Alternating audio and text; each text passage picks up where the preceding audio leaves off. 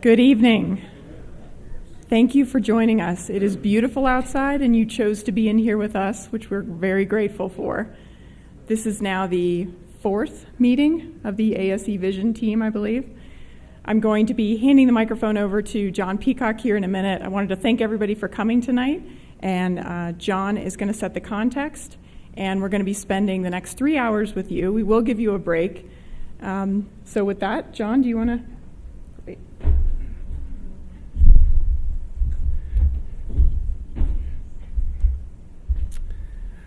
All right, welcome everyone. I really do appreciate you being here on such a lovely spring day. We have not enjoyed many of them to this point, so the fact that the sun's out and you're here is greatly appreciated. Tonight, we're going to take a little bit of a turn from the conversation we had on the 29th. The 29th was really about our passions, our stories, our hopes for where we want this project to go. Tonight, we're going to be doing a lot of fact downloads. So there's going to be a lot of data tonight. There will be a quiz at the end with, just kidding, no quizzes. It is going to be a lot of information. So there is plenty of coffee in the back if you need caffeine or sugar to get yourself through. Please help yourself to it. But the facts contribute to the story, and really there's two kind of levels of data and demographics that we're going to be talking about tonight. So much of our conversation relates to concerns about growth and what growth has happened in our community and how does the airport fit into that. And so we're going to have one speaker really talking to us about demographics. They're going to be talking to us about what's happened in our community over the past 20 years and what does it mean for our future. So it's not necessarily about the airplanes or employments or those sorts of things. It's really about what's happening, what has happened and what is happening in this valley so that we can put this, the infrastructure decisions that are ahead of us into a context. The second part of the presentation then is really going to focus in on the airport itself, and we've received a lot of questions over the course of the first few meetings about what is happening at our airport and what are the trends at our airport in terms of operations, total aircraft operations and employments and that sort of thing, and how does it relate to how we might forecast what's going to happen with the demands at our airport. So we're really going to spend our time this evening going through those things. So our meeting purpose tonight, really to explore those potential implications of forecasted industry changes in service, what's happening with aeronautics, aircraft fleet and airspace from a regional growth and management perspective. Talk about establishing that baseline of past and present air service and what our current conditions are at Aspen-Pitkin County Airport. And then finally, to better understand the projected future trends in the air service industry and how those might affect what's happening in our community.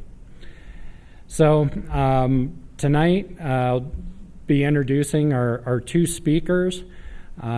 Most of our time is going to be spent with these two speakers, setting this context for growth in the Roaring Fork Valley, and then really, as I've been talking about, changing over to really talk about air service and aircraft and fleet mixes and airspace. We'll then have an opportunity, as we have had in all of these informational meetings, for a moderated question and answer. You guys tend to surprise us, so that will give us some more homework for future meetings. So tonight's speaker. Our first speaker is Gabe Preston from RPI Consulting. Gabe's been in the business for nearly 20 years as a planner and economic analyst.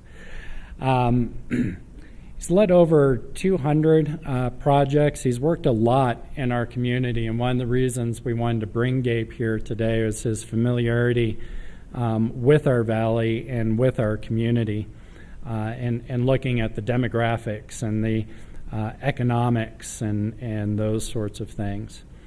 You can see from the slide that Gabe has a master's in geography from the University of Colorado in Boulder and a BA in mathematics and philosophy from St. John's College in Santa Fe. Linda Perry will be talking to us tonight about the air industry itself. And Linda comes to us from Leigh Fisher.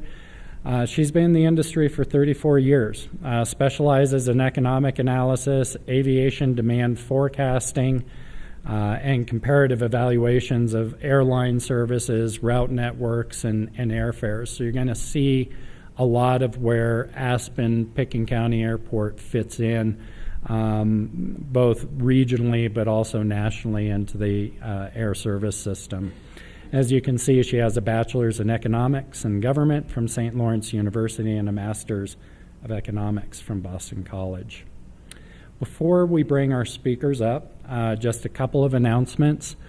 We want to do, I'm sorry, I was getting ahead of myself here.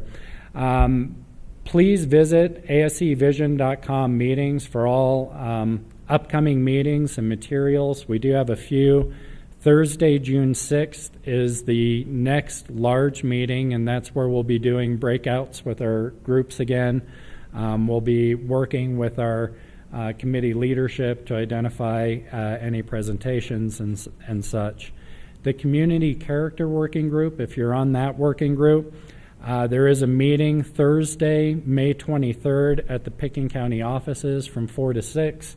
You'll be receiving a notification about that, and please check the website. Also, we do have opportunities for airport tours. Not everyone has done those, I know, and so please take advantage of those. Monday, May 20th from 2 to 4 p.m. and Thursday, May 29th from 9 to 11 a.m. We are limited to 8 people per tour. Please contact the airport, John Kinney's office. John, can you shout out your number real quick for me? Oh, we've got sign-up sheets in the front, I'm told. Okay. So if you have that, and if you can't make these times, if a weekend time or such would be better, maybe make a note on those, and we'll see if we've got enough people interested. We'll accommodate that. So, without further ado, we're going to get into our speakers and the data. The first part of our presentation is really setting the growth context and what's happening in the Roaring Fork Valley. I'd like to introduce Gabe Preston from RPI Consulting. So Gabe, it's the down arrow. All right. Thank you, John, for troubleshooting the shooter. So, mentioned a little bit that I'm familiar with the area. It's actually really rare. I mean, there's only 2 communities that I can both be a consultant in and have lived there, and this is one of them, and Durango's the other one. It was back in '98. I actually worked for Pitkin County Community Development I know I was here for 4 winters. So somewhere in between 3 and 4 years, and it's good to have that experience. I lived in a little cabin in the middle of Ashcroft ski area. The Royal Cabin is no longer there.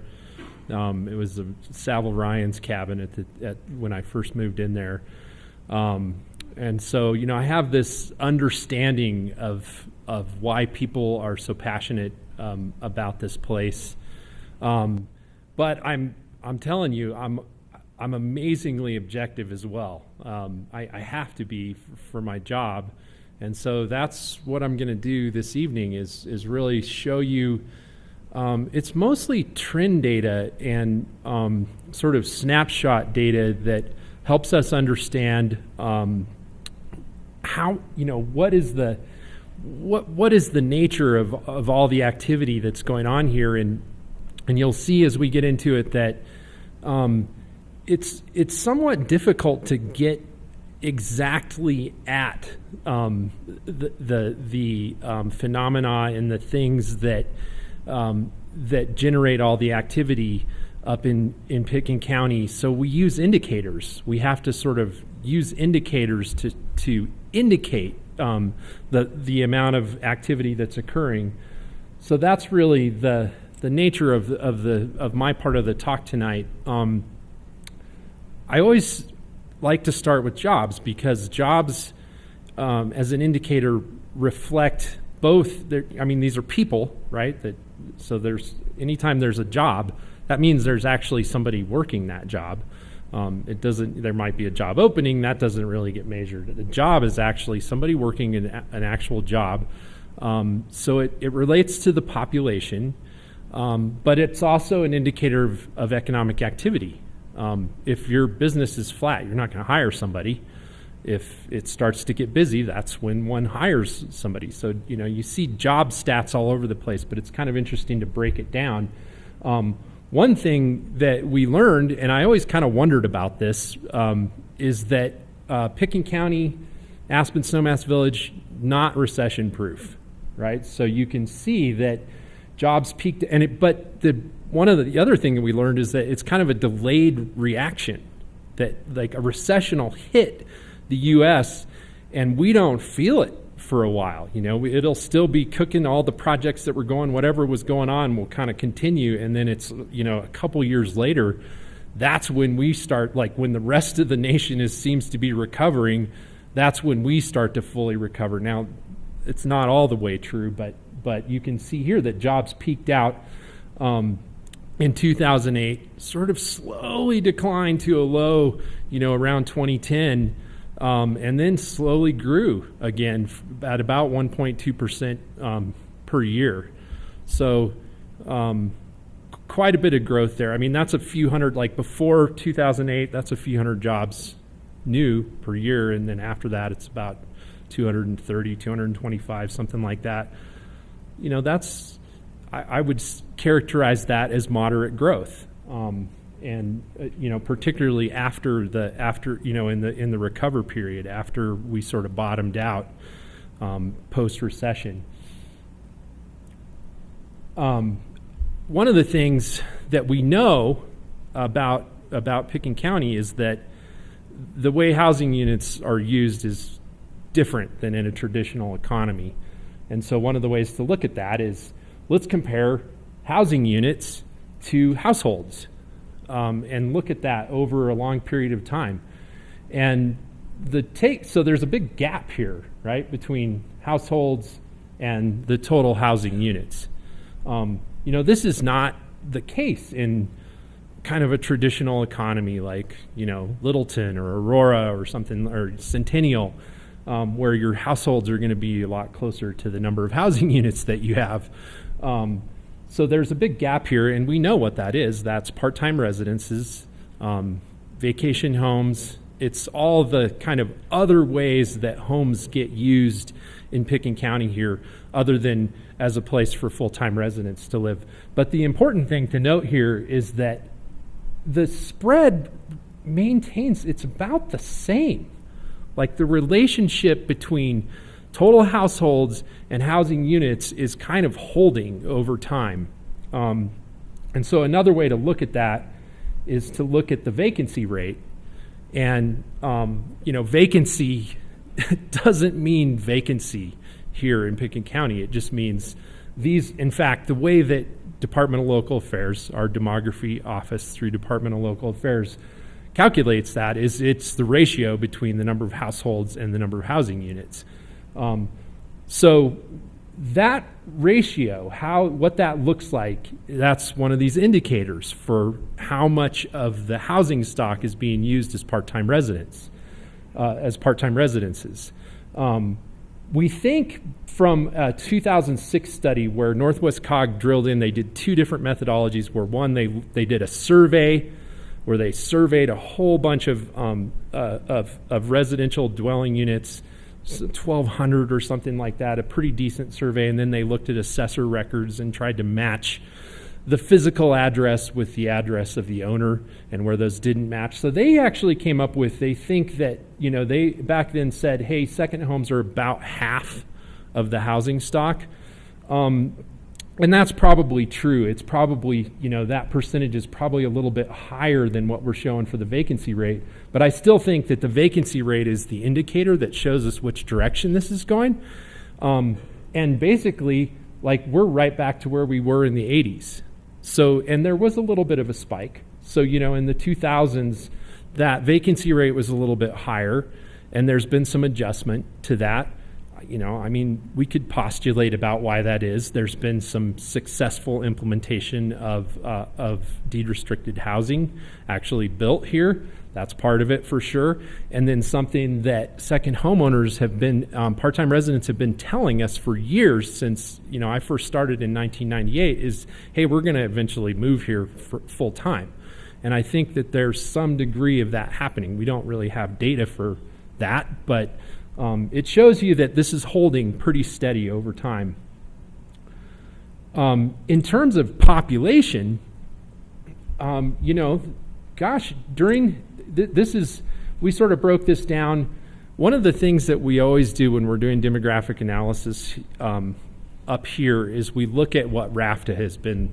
We look at the RAFTA studies because that's high stakes. When they're doing demographic analysis, you really want to look at the way that organization does their demographic analysis, and we try to use some of the same data, because there's some serious consequences to getting it wrong and opening up a bus route that's not going to work, and so they're pretty carefully done analysis. And also the RAFTA area, that Roaring Fork region, that sort of defines what our region is. It's Up Valley, it's Pickens County, it's the little chunk of Eagle County, around Algebel and Basalt, and then it's most of Garfield County, really, at that point. So within it, Pickens County actually had pretty decent population growth going from 2004 to 2013, and these are different time frames, right? Those are not equivalent time frames, so look at the numbers.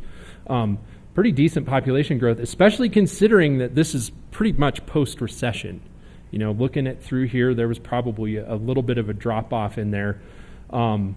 So growing at about 1.8% during that time period, that 2004 through 13 time period.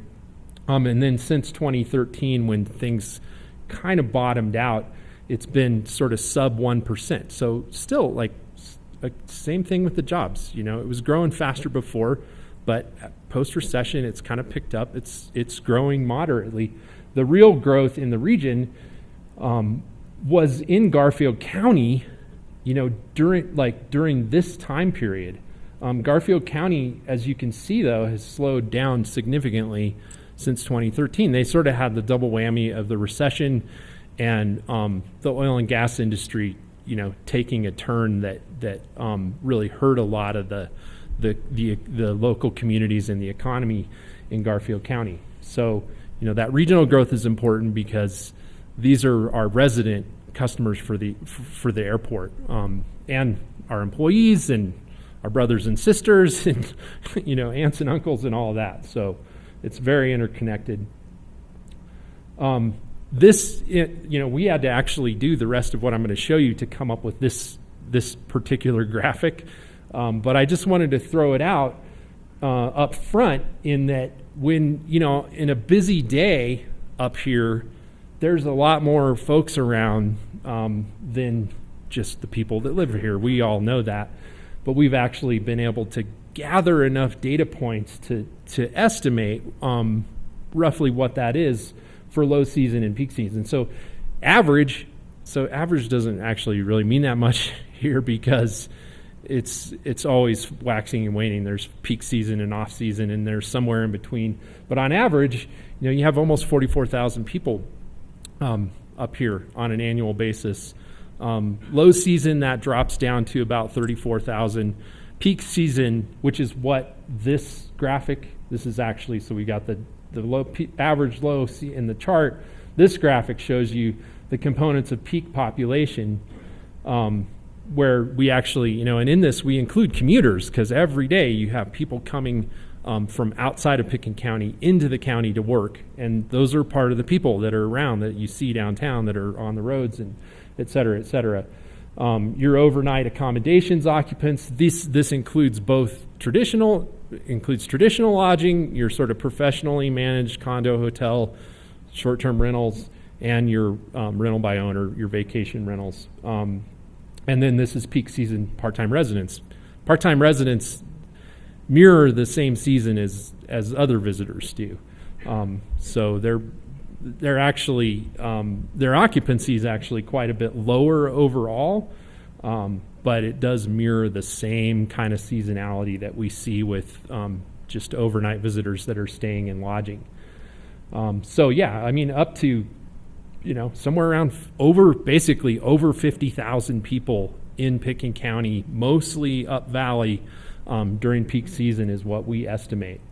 And these numbers will, where we came up with the visitor numbers, we'll get into that and explain that a little bit later on in the show,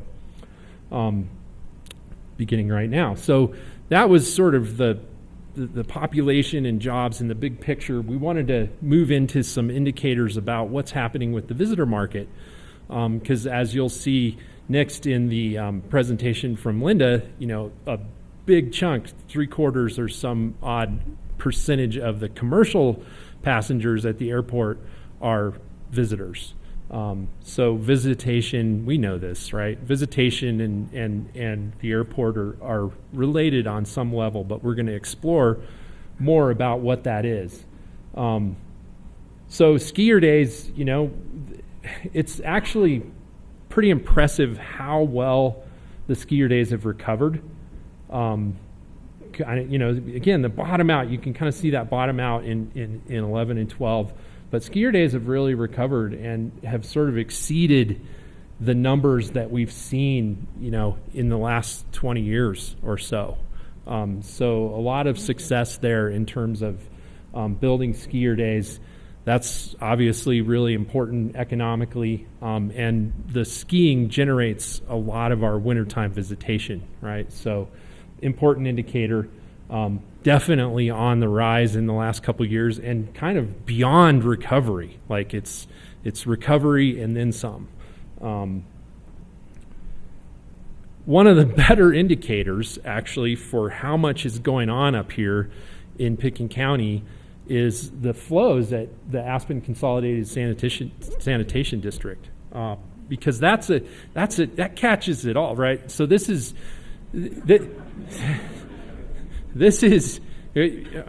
I don't know if I should say what the term of this is, but I'll say it. My geography professor, when we were looking back in '98, when I was trying to get my first job up here, anyways, so we call it the population. But the Aspen Consolidated Sanitation District, this is all the wastewater that goes into the pipes. So it's out of the structures. It has nothing to do with irrigation. It's somewhat detached from all the different ways that water gets used, and it really is the stuff that goes into the pipes from inside of a structure. And it's a great indicator for the amount of activity. So this is your sort of averaged monthly flows for 2015, 2017, which are through 3 complete years. We average those. According to the sanitation flows, July is the busiest month. So one of the things that this captures that is really hard to capture any other way is that this includes day visitors. And we know that there are an awful lot of day visitors that are on their way through on a multi-destination trip that just come up, they're staying in Glenwood, whatever, they come up for the day. A lot of that goes on. We don't really have a good handle on how many people that is, but this captures it. I mean, if those folks are in town, they're going to cause some wastewater to go down to the sewer plant. So you can see that July peak. But hey, our winter peaks are, especially in recent years, are pretty close to those summer peaks, which is impressive because that's wintertime. It's just so much harder to get people to come and do it. You have to have awesome ski areas. This is, something that a lot of communities that don't have a strong winter economy struggle with, and they would love it if their sanitation flows look this way. So this is what it looks like, trend lined out, and really kind of going month by month so that we can see the big peaks. You know, most of your peaks are in July. But, you know, especially, I mean, one of the things that you see happening here is sort of a decline. You know, both of your highs, and this green dotted line here is your average peak month, which is July. That's your average peak month flows, and then the orange one is your average low season flows, which is pretty consistently November and May. And so just kind of looking against that, you know, we haven't quite gotten up to this level, right, of activity. If we look at this as purely an indicator of activity, there are other factors, you know, water conservation, especially on the commercial side. I mean, we've come a long way in terms of water conservation from the commercial and institutional side. So we should recognize that. But even despite that, you can see that things are kind of declining, sort of bottoms out in this 12, 13, 14 era. And then we're coming back up.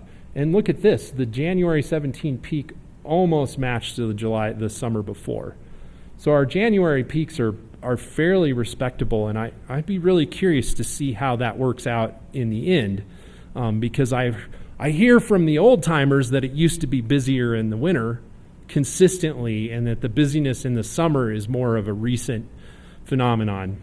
And by recent, I mean, you know, within the last 20 years, I guess, if we're looking at that. But the lows are raising here. Like, that's, I think, another really important factor to point out, and that's something that people that are in tourism really work hard on, is trying to plug those off-season gaps. So that shows some success with that. And it also shows that we're starting to get back up there in terms of the peaks that we experienced pre-2010, but we're still really using this indicator, not quite there. So now we switch to a very similar looking graph, but this is occupancy. It's hotel. It's occupant. We're going to be talking about two different kinds of lodging units. One is traditional lodges and professionally managed units, which are mainly referred to as condo hotels for the most part, but there are actually some single family homes in that. So that it's not the whole picture. There's these VRBOs, these RBOs that we're going to deal with in a separate way. So that's what this occupancy refers to.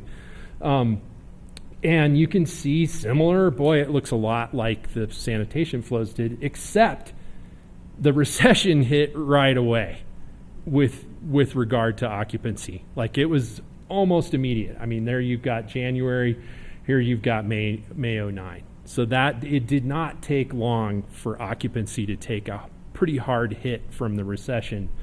I think a lot of the other indicators were slower, but occupancy got blasted pretty quickly. I mean, July 09, we're down to like sub 60% occupancy, which is something that nobody had experienced probably for quite a while before that. But again, increasing slowly but surely, and then, you know, you can see the same kind of pattern with like January coming back up and getting closer to July occupancy, but still July occupancy is at like, it's around 83%, and so it's higher than the winter occupancy. But if we look at this a different way, so this is the bar graph of the averages like I did with the sanitation flows. The winter peak is longer. It's not maybe quite as intense in terms of like really maxing things out, like 82% for a monthly occupancy. That's getting pretty close to like realistically full. 90% is what Desdometrics and the lodging experts that Stay Aspen Snowmass hire say is the maximum occupancy for peak season.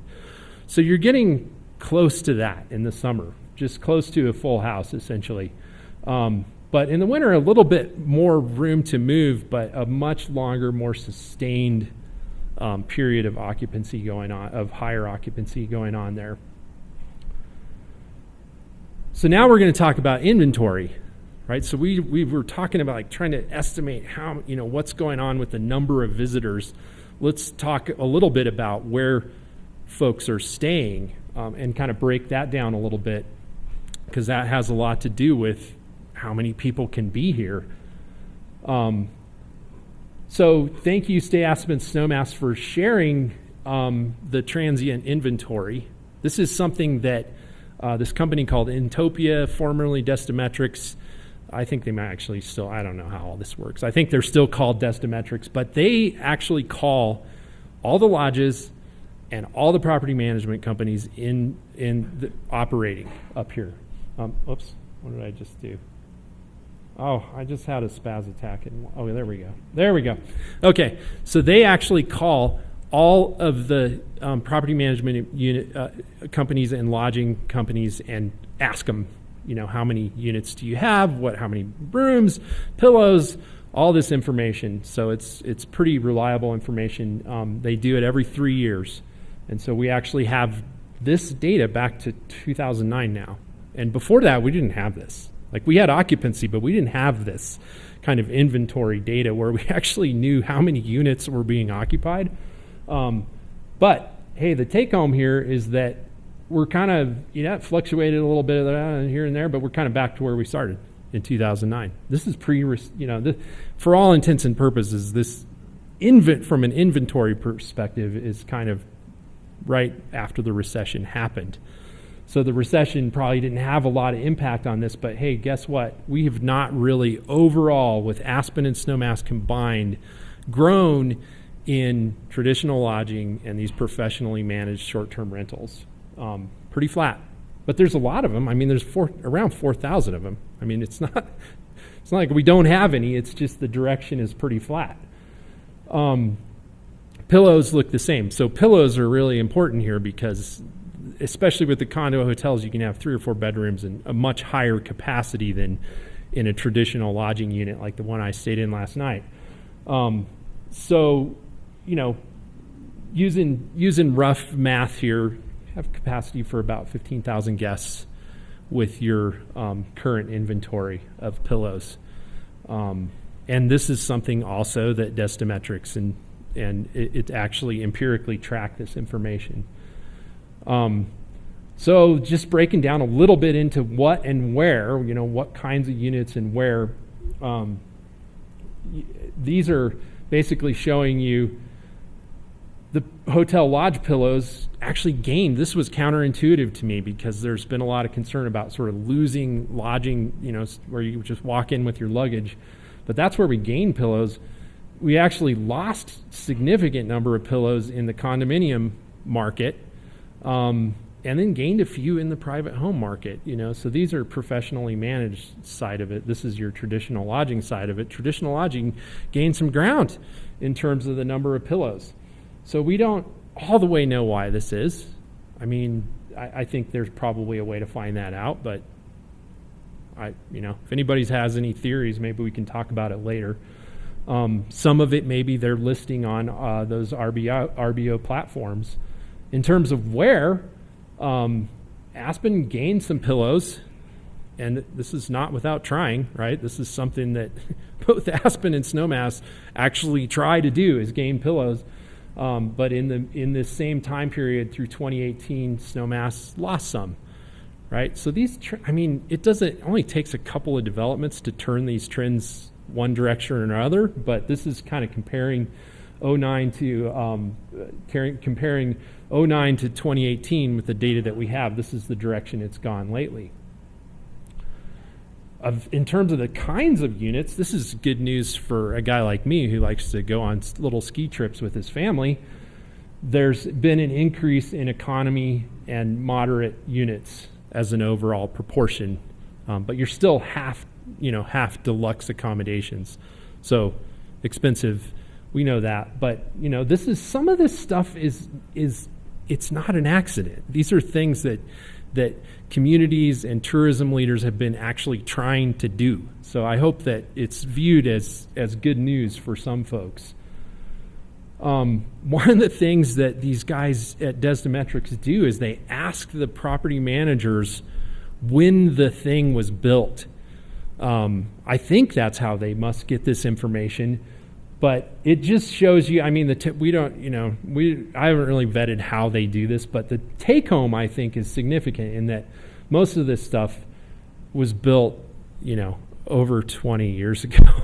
Most of it was built in the 70s, actually. So some of it's been refurbished and, you know, that sort of thing. So people take care of the properties up here because they're so valuable.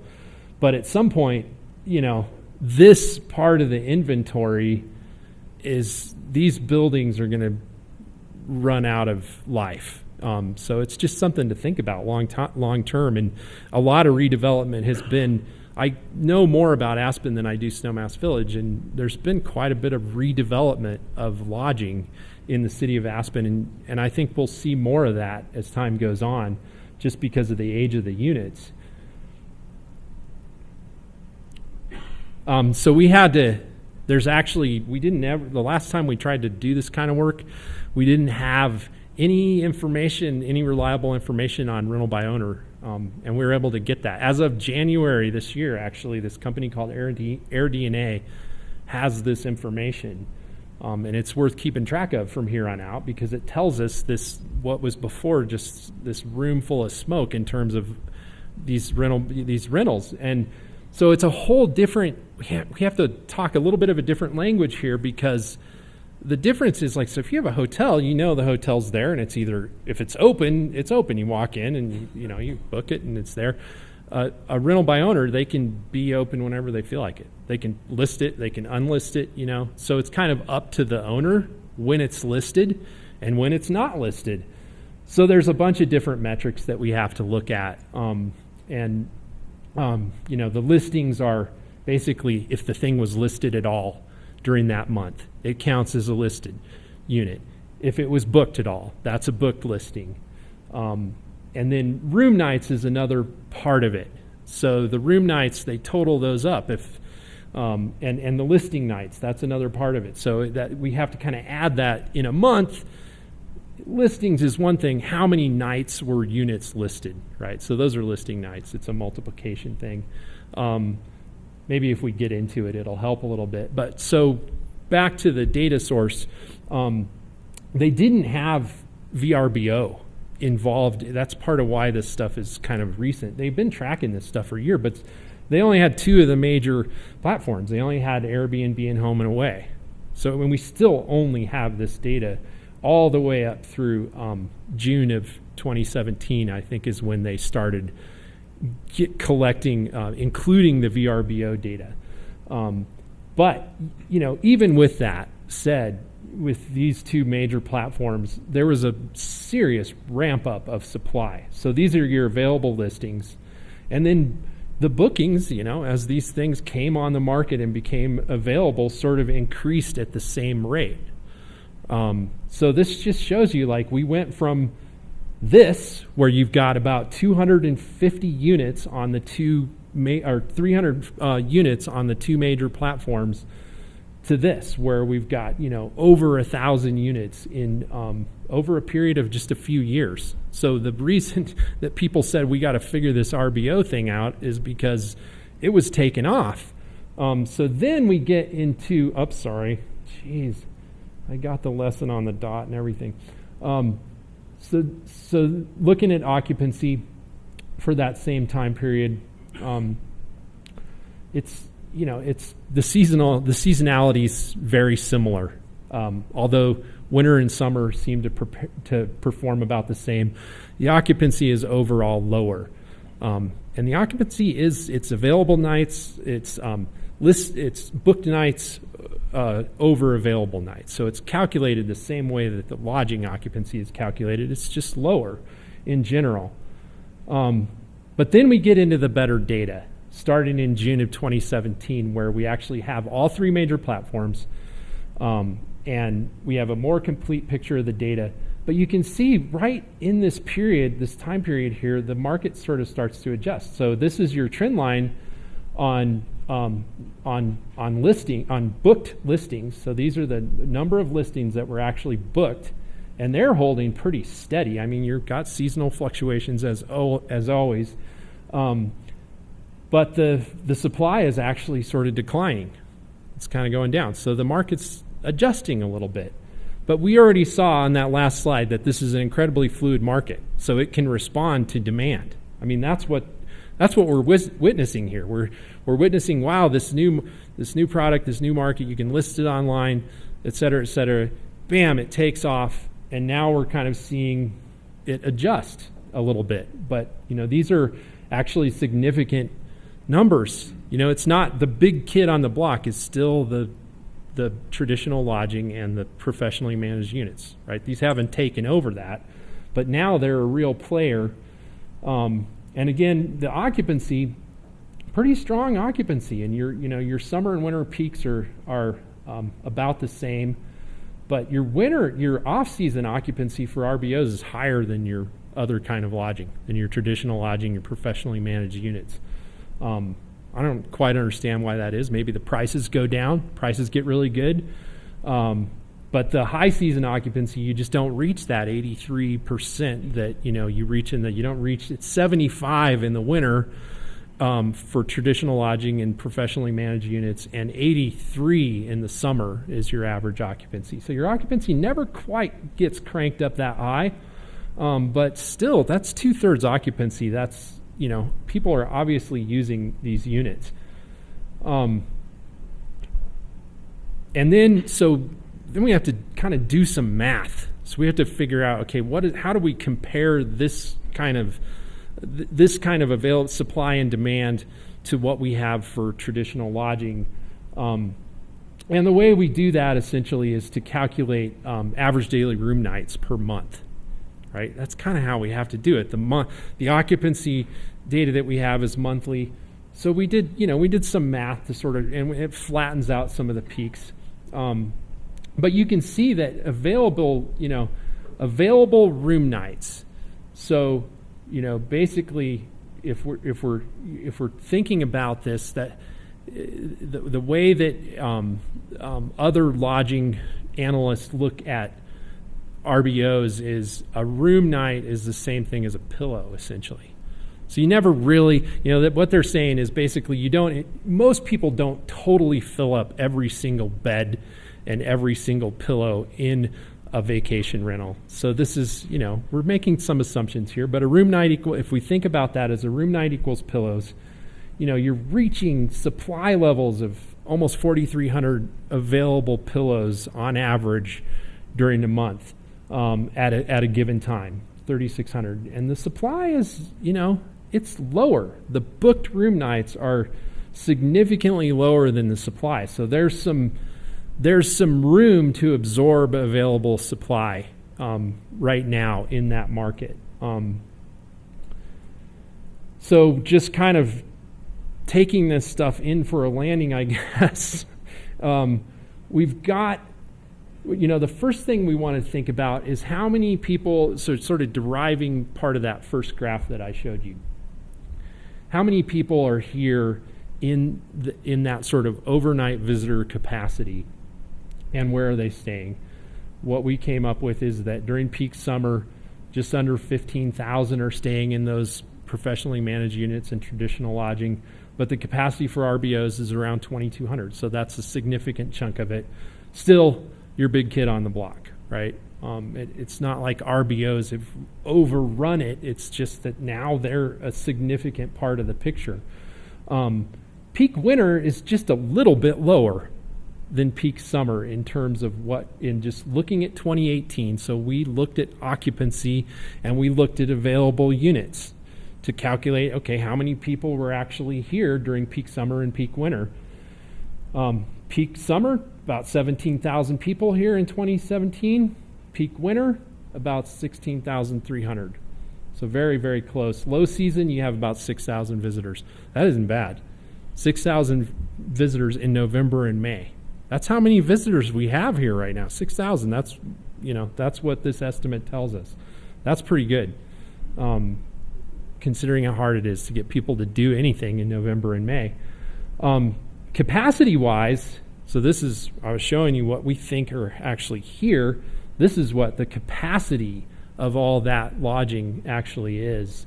The capacity changes a little bit because because there's different factors that you would apply. So you would apply during off season, you're lower staffed, and so your capacity is going to be a little bit lower. Peak season, we're assuming you can go for it and that your capacity is 90% of your pillows. So that's kind of what your capacity looks like. But one of the take-homes here is that there's potentially some remaining capacity in our existing stock. And I think it'd be interesting to run this by some people that are actually in the business to see whether, hey, do you agree that we have a little bit more capacity in July? I think that'd be something worth testing. But running the numbers, we say, okay, yeah, we potentially have capacity for over 3,000 more guests on an average day, whatever it is, in the Up Valley area. And quite a bit more than that even in the wintertime because of the way the dynamics between how much is available and how much is listing and how much occupancy that we're seeing. So obviously huge amounts of capacity in the off season, which is why the tourism professionals work so hard to try to get things going on here in the off season. So just kind of back up real quick here. We've seen, it's been growing here the whole time. From a population sort of traditional growth metrics, yeah, it's been chipping away, growing a little bit slower after the recession, but things picked up again after the recession. We definitely had a downtime there, but things have been picking up. And your visitor indicators, skier days have been on the rise. It looks like the sanitation flows also indicate that visitation is on the rise, but it's not a drastic increase. It's sort of a slow but steady increase. And it looks like our lodging, traditional lodging and hotel condos have been basically flat in terms of supply since 2009 at least.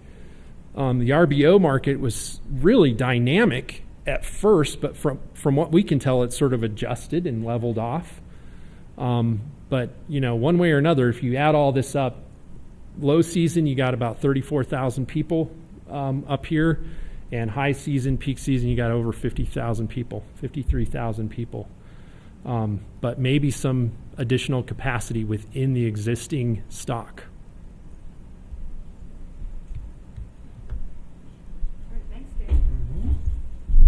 All right.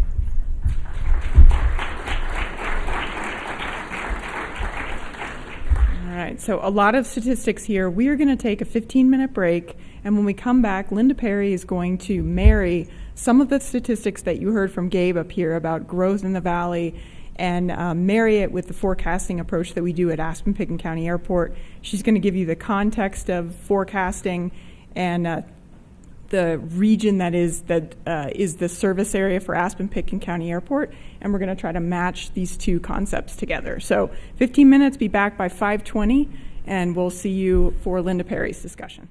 We are going to bring everything back together, but before we do, I think there was some really great questions at the break, and we want to make a couple of points of clarification really quick. So Gabe, do you want to come up? Sure. Okay. Are we going to, can I mess around? No, it's a different PowerPoint. Okay. All right. So I think the thing, and actually now that I think about it, somebody asked me about this. Remember the 53,000 peak population that I talked about? That was for Picken County. So it's 53,000 peak population in Picken County.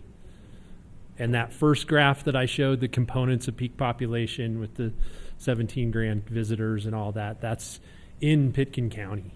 It wasn't the only time we talked about the regional population is when we had that graph up there with Garfield County and Eagle County on it. So that over 50,000, 53,000 people, that's here. 30-some thousand in the off season, 50,000 during peak season. That's here in Picken County. Most of it up Valley, obviously, because that's where most of the stuff is. So.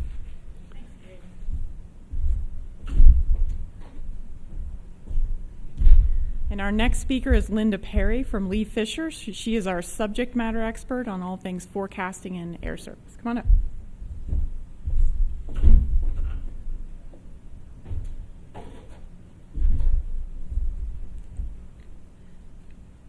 Good evening, everyone. If I can get Tonight we're going to talk about the aviation forecasting process and the key drivers of aviation activity at Aspen-Pitkin Airport. This graphic basically shows a flow chart of the key steps that we go through in preparing a forecast.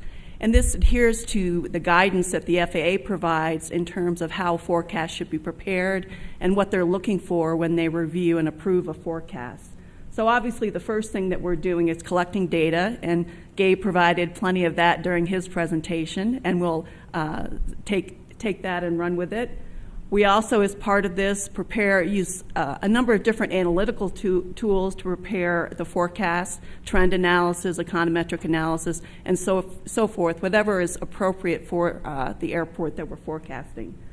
One of the key things that people sometimes forget is what the airport role is. That can have a big factor in what the forecast methodology is and what the forecast will be going forward. And we'll talk about that, what that means for Aspen in just a minute.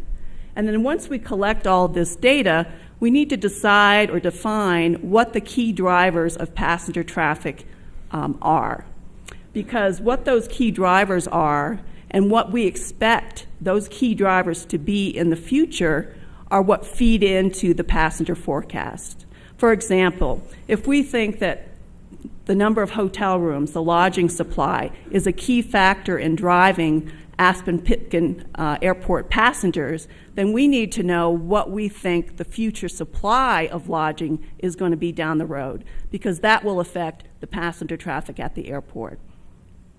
Once we define these key drivers, we prepare annual forecasts of what we call aviation demand, which consists of the passengers and cargo, if appropriate. And that's kind of our basis. That's the basis starting point. How many passengers do we think there are going to be in the future? Once we have that, we translate that into the number of operations needed to accommodate those passengers. And in order to do that, we need to understand what the load factors are. Load factors is a technical term, but basically it's like an occupancy rate. What percentage of the aircraft on average are filled with people? We also need to know how large the aircraft are, how many seats per operation, and that's a function of airline fleets and what airlines expect to operate in the future. So that all goes into the translation of passengers into operations. And once we're done with all that, we have to go to the FAA for approval for the ASV vision plan. They'll review the forecast, look at the appropriate methodology, and provide an approval of the forecast going forward. And we'll talk about that more in a little bit. The derivative forecasts are basically peak period forecasts. The planning folks need the peak planning, peak forecast, peak hour, average day, peak month in order to plan facilities. So this graphic is the same graphic, but right now we're in the process of collecting the data as Gabe described, and I put up here some of the key factors that he pointed out about the peak population, the Roaring Fork Valley population of 84,000, peak overnight visitors. Those are all things that we connect to the passengers at the airport and what that means going forward. We look at the historical growth trends. You'll see some econometric analysis of how we relate the underlying factors in Pitkin County and the surrounding area, things like population, employment, income, the cost of travel, how much a ticket is, and so forth, and how that affects the number of passengers you have at the airport. And then finally, we talk about the airport role for Aspen. And Aspen is a spoke in airline networks. It's a destination airport for visitors, and it's an origin airport for residents.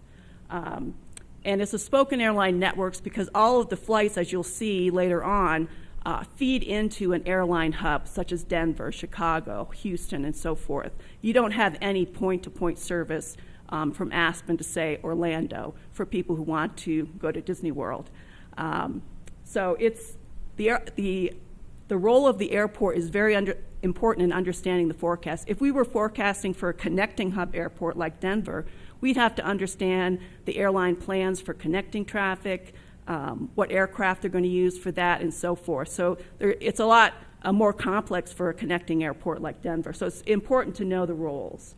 And then we'll get to, in the presentation, what we think the key factors are and what we think they'll be in the future and what the implications are for passenger traffic in the future.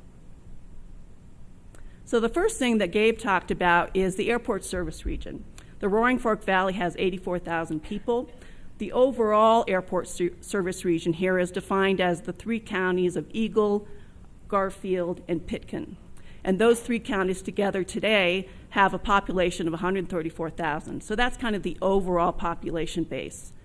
Going forward, according to the Colorado Department of Local Affairs, the growth rate for these 3 counties together is about 1.6% per year over the next 20 years. So keep that fact in your mind. That's kind of the growth that's projected going forward. We can also look at a metric that looks at the number of passenger trips per person in the airport service region, just by dividing the number of passengers by the population. And there's actually a fairly high number, 3.4 trips per person on average for the airport. Of that, average of about 1 per year is taken by residents, and the remaining 2.4 trips per year is by visitors. So again, getting back to the key drivers, we first have to understand what the key components of traffic are at the airport. And we know that here the key components are residents and visitors. And this is based on USDOT, a survey of passenger traffic. They sample all tickets in the United States, take a 10% sample, and this is the basis for this distribution. And this is a little bit different from what Gabe talked about in terms of visitors to Pitkin County and how the methodology behind that. This is actually based on USDOT data for actual tickets sold. And some of the key factors that we're going to talk about are listed up there, and what are the ones that are important for Aspen County. And you can see in the graph below that the growth in resident travel, sure.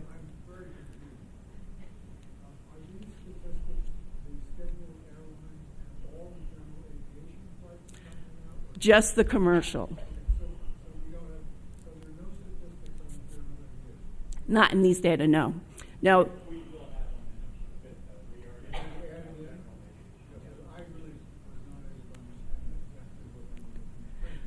Sure, no problem. It's very technical. Just for clarification, the FAA, the USDOT do not collect the data on the number of passengers who board general aviation aircraft. There's no.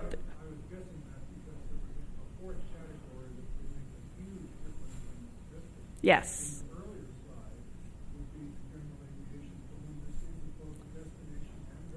Yes, that's absolutely correct. Right, and we'll get to that. But just for point of clarification, data on GA passengers are not collected, so we'll never have a true understanding of the number of passengers. Actually, at international, in this particular airport, that's a huge. Yes, about half of the operations at the airport are by GA aircraft. That's what we're going to talk about later. That helps me understand. Okay, no problem. And the reason this is important is that there are different drivers for residents versus visitor travel.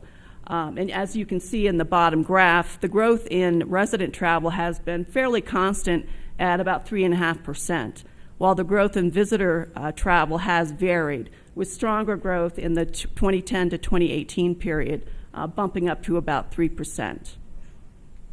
But overall, the average growth in passengers at the airport has varied between 1% to 2% per year, depending on what time period you're looking at.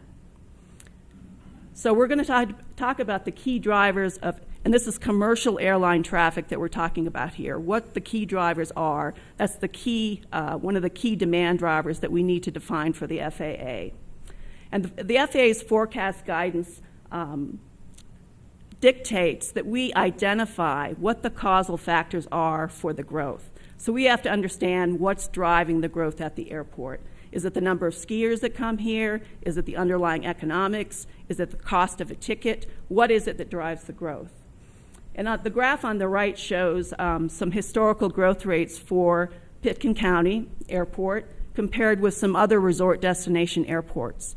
And as you can see from the graph, the average growth rate over the last 28 years for Aspen has been 0.9%, under 1% a year. This is in terms of passenger traffic. And comparing that to the other resort destination airports has been a bit faster historically. So this looks complicated, but it really isn't. What we're doing here is comparing the change in some underlying economic factors with the change in passengers at the airport. So the blue line represents the historical trend in passenger traffic at Aspen-Pitkin Airport, and the other lines present models that relate passengers to certain variables. So for example, predicted population. If you compare the growth in population with the growth in passengers at Aspen Airport, the population changes explain about 64% of the historical variation in passengers, which is surprising because typically for an airport, a commercial airport, the passengers' growth is related to two things primarily. One is how much people have to spend, their per capita income, and two, how much it costs to travel, the price of a ticket. That's typically the strongest growth factors for passenger traffic. But here we're seeing that the population here is really the strongest of all the underlying economic variables that relate to passenger traffic. Total personal income explains about 52%, so it's up there. But employment, per capita personal income, and Aspen skier days, which we looked at, aren't as strong an explanatory power as population. And that's important to think about going forward, because if we understand what the growth in population is going to be in the future, and that's a driver of passenger traffic at the airport, then you have a pretty good handle on what the passenger traffic is going to look like.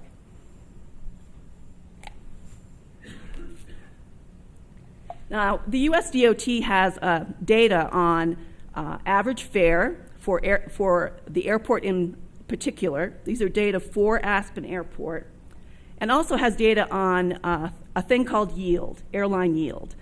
Yield sounds like it's something that you get a return on, but actually what it is the average fare paid to fly one passenger 1 mile. So it takes the distance out of it. You think about comparing fares, and the fares differ depending on how far you're traveling, right? I mean, if you're going to London, the fare is maybe $2,000. If you're going to Denver, the fare is $300 or $400.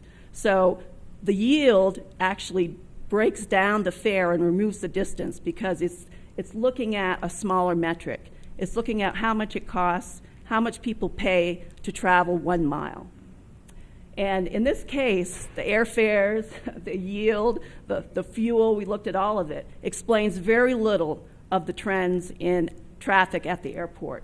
You can see that the lines are above the historical trend, so they're over-predicting what had actually happened, and in some cases below the trend. So they're under-predicting what the traffic would be.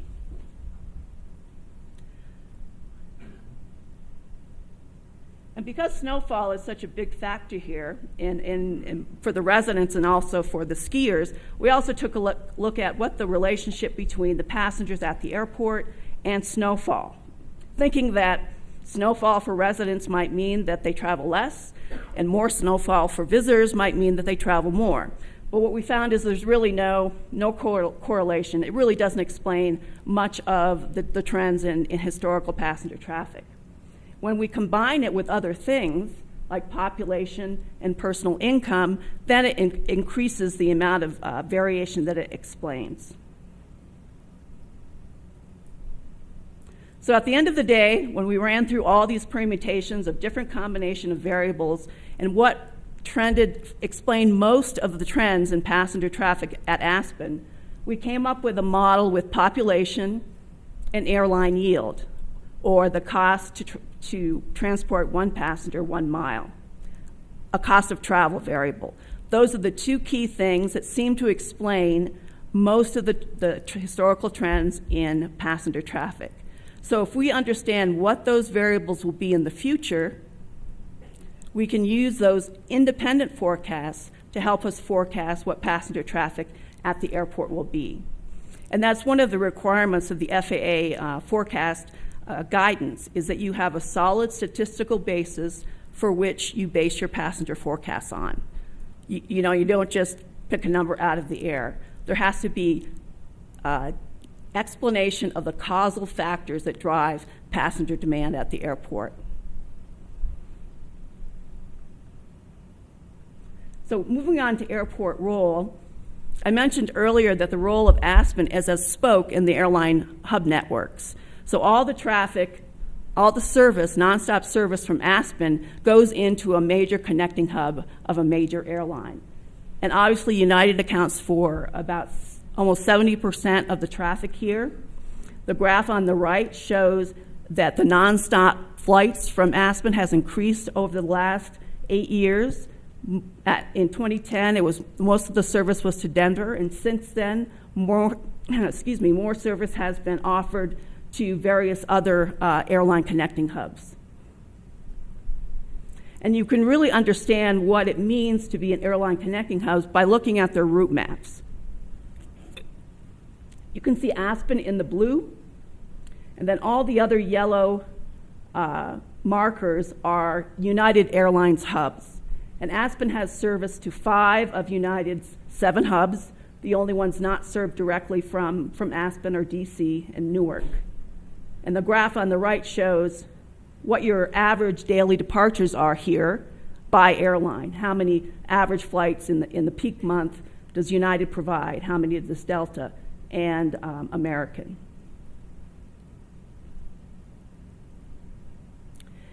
Here are the same type of hub route networks for American and Delta. And you can see that, again, the concentration of flights at each of these cities demonstrates that city is a connecting hub for that airline. All of the routes kind of spread out from those regions, and Aspen is one of the spokes in that route.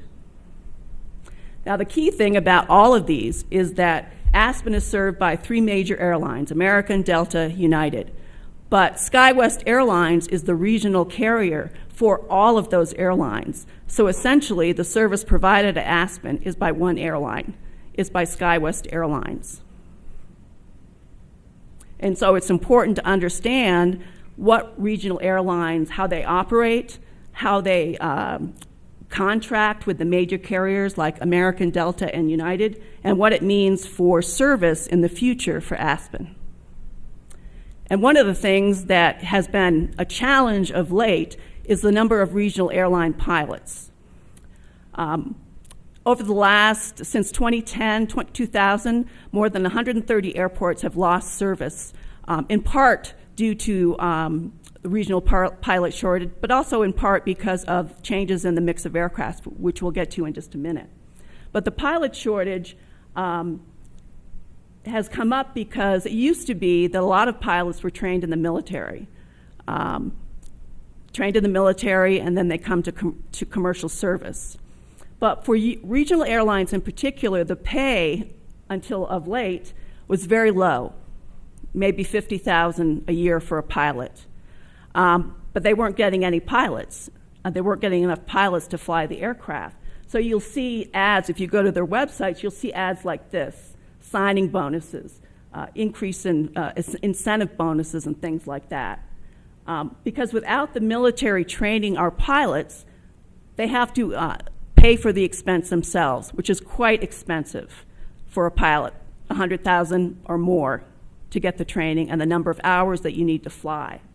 And to complicate all of that and compound the challenge, there have been legislative changes to the rules, which has affected the supply of pilots.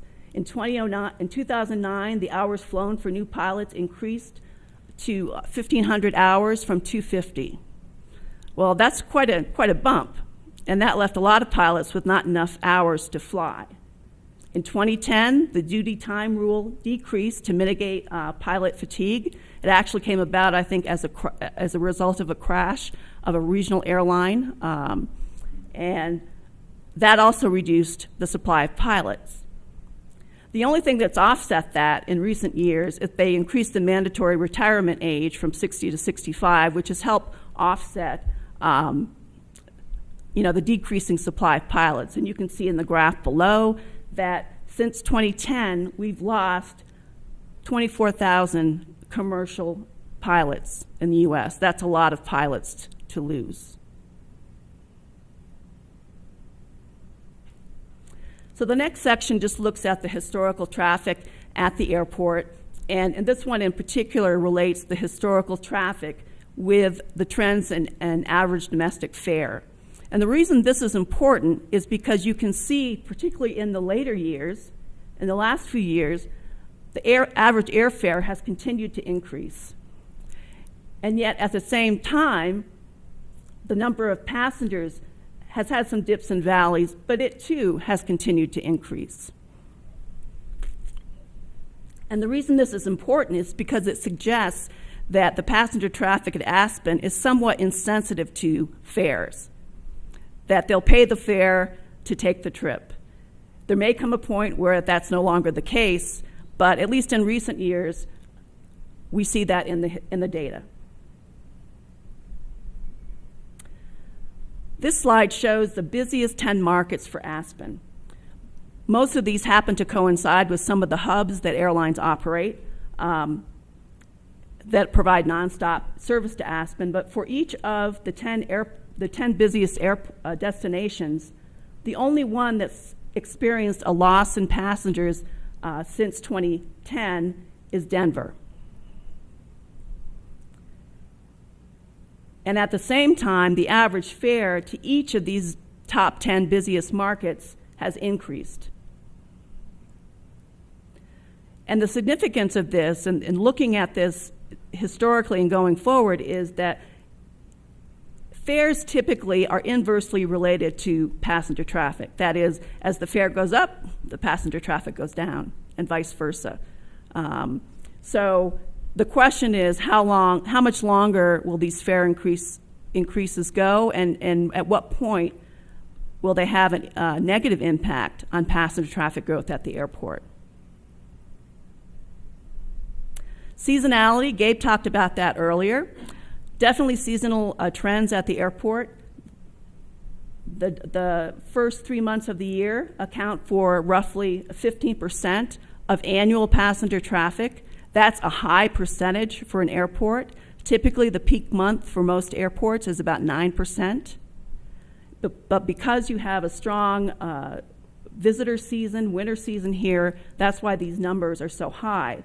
And the real, important point is that those 4 months, December, January, February, March, account for about more than half of the annual number of passengers.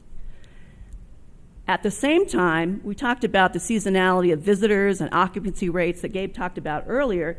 The peak in the summer months for airport passengers is nowhere near as peaked as what the occupancy rates are or as what the daily room nights are.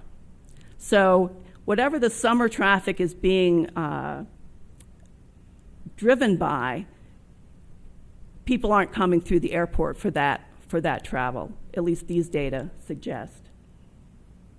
But the passenger traffic during the peak season is important to understand because that's the driver of planning facilities at the airport. We have to understand what the peak number of passengers will be during that period to make sure that they're accommodated.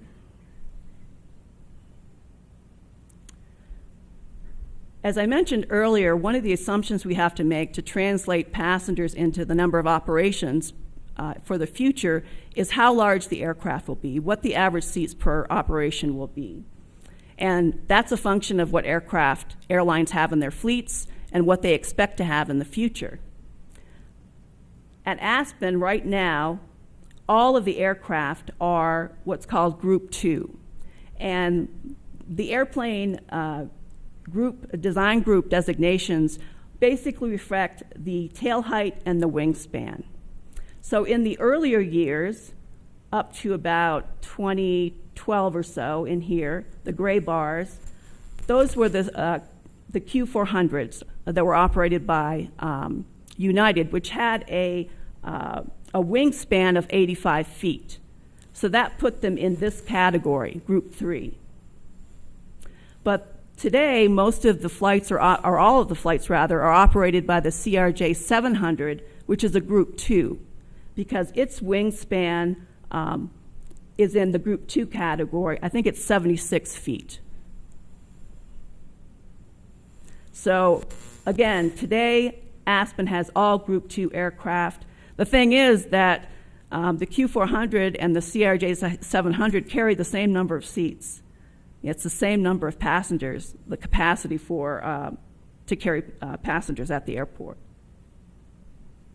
So if we compare the distribution of aircraft at Aspen with these other resort destination airports, you'll see that Aspen is the only one with all Group 2 aircraft. Airports like Steamboat Springs have a mix of Group 2 and Group 3. Some airports, like Eagle, has not only Group 2 and Group 3, but they also have Group 4, which means that they have some 737s flying into the airport, most likely during the peak season when there's a lot of traffic. But this just gives you a sense of how the aircraft fleet mix at Aspen compares to other resort destination airports.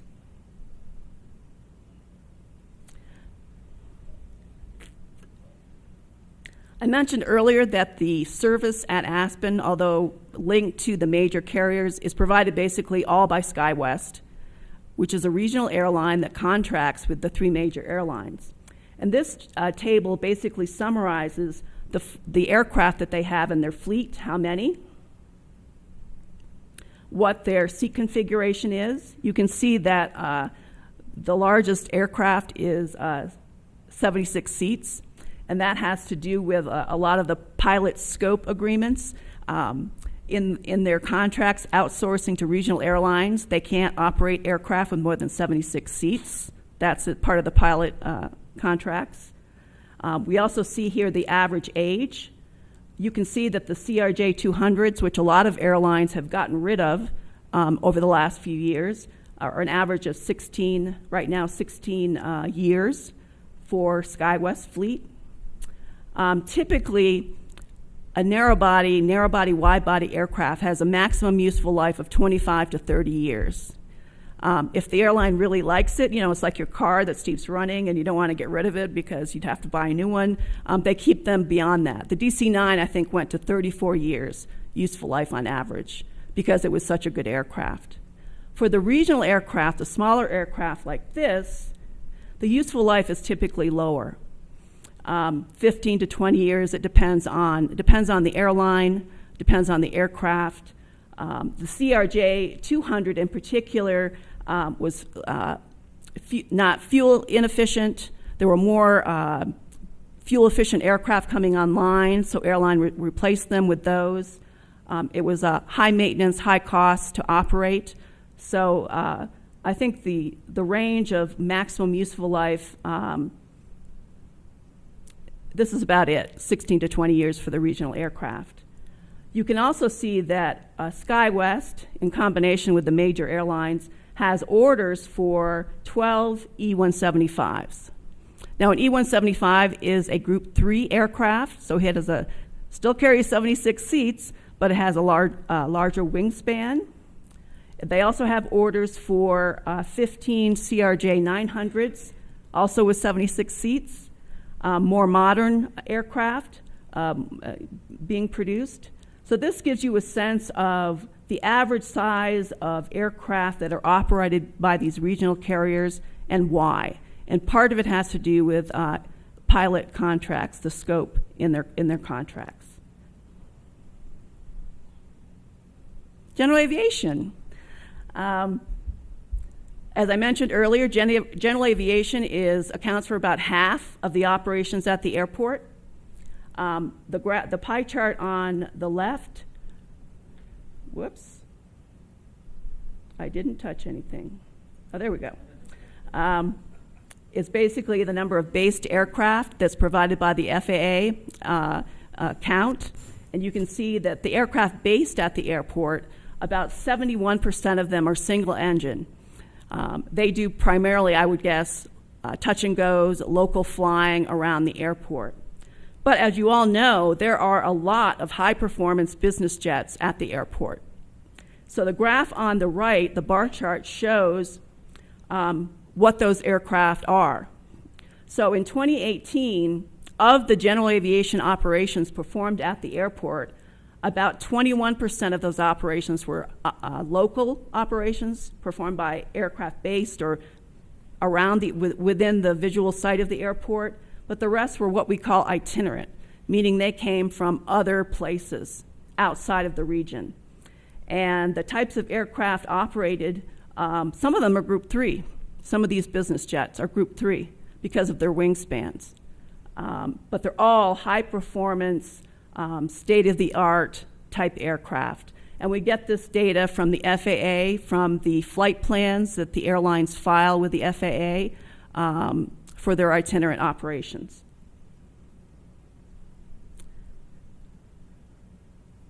As I mentioned in the last slide, general aviation operations account for almost half of total operations at the airport. And you can see that the trend in general aviation operations has been decreasing.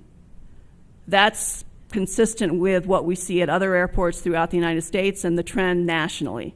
The cost to fly, the aircraft stock is older, the insurance costs and liability costs have all contributed to the decline in the number of general aviation operations performed. So in that sense, Aspen is a bit of an exception in terms of the number of high-performance business jets that operate here on a daily basis. And we have no way, as this gentleman asked, of knowing how many passengers those general aviation aircraft carry.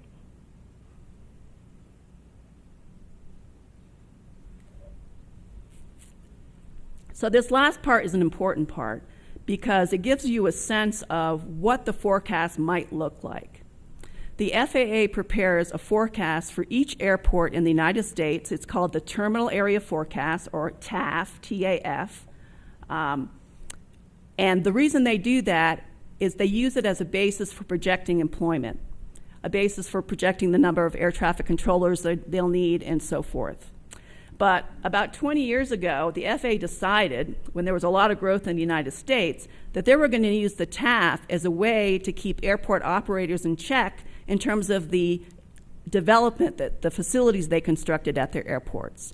So as a requirement of the forecast to be reviewed by the FAA, we have to pass certain guidelines. And I'm going to switch to the next slide and come back to this.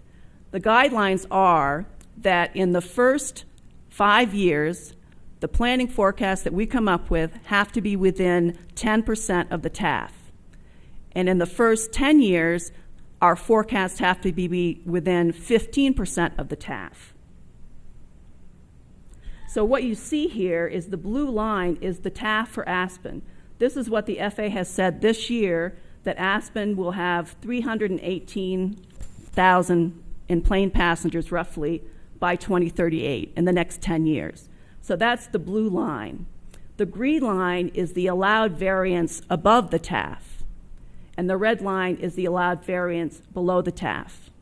And the reason that's important is that if we were to come up with forecasts outside of this range, we would have to have a very good reason for it.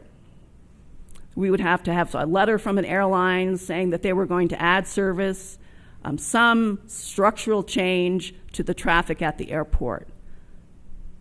So going forward, the range of growth that we're talking about here in relation to the TAF is on the high side. The growth for the blue line is 0.8% per year, and the number of passengers, that strangely enough is like population growth. So again, it goes back to the relationship that we developed earlier between passenger traffic at Aspen and population. On the high side, it could be 1.3%, and on the low side, basically no growth at all, 0.2%. So whatever forecast we come up with have to be within this range. There's no spiked line that's going to go, up here. It has to be within this range. Because the guidelines require that we base our forecast on current conditions. And the current conditions are, we're starting at 272 1,000 passengers, and we have a certain level of service. So basically, we project that forward. The same is true. This is just compares. We said that the baseline TAF was a growth rate for Aspen of 0.8% per year. But if we compare that to the other resort destination airports, you can see that the growth rates vary, with Eagle having a somewhat slower growth rate for the next 20 years, and some of the other airports having faster growth rates.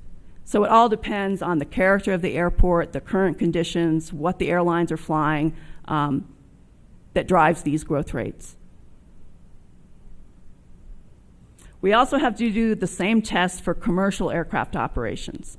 That's excluding GA. That's the air carrier and air taxi operations that the FAA counts. We have to also be within the TAF by that same percentage range. So for commercial aircraft operations, we're talking about the current TAF is about 26,000 in 20 years. That's rounding up.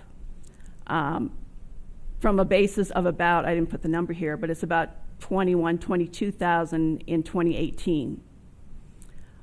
On the high side, we could be as high as 98. On the low side, 23. Now, all of this has to be related to the passenger traffic, what assumptions we make about load factor, how full the aircraft are, how large the aircraft are in terms of seats. The math has to work. But at the end of the day, we have to be within this range, or we have to have a very good reason for it. We also have to do the same thing for total operations. So this includes GA. So 49,300 in 20 years in the TAF, the current TAF, and the allowed variance would be 54 on the high side, 44 on the low side.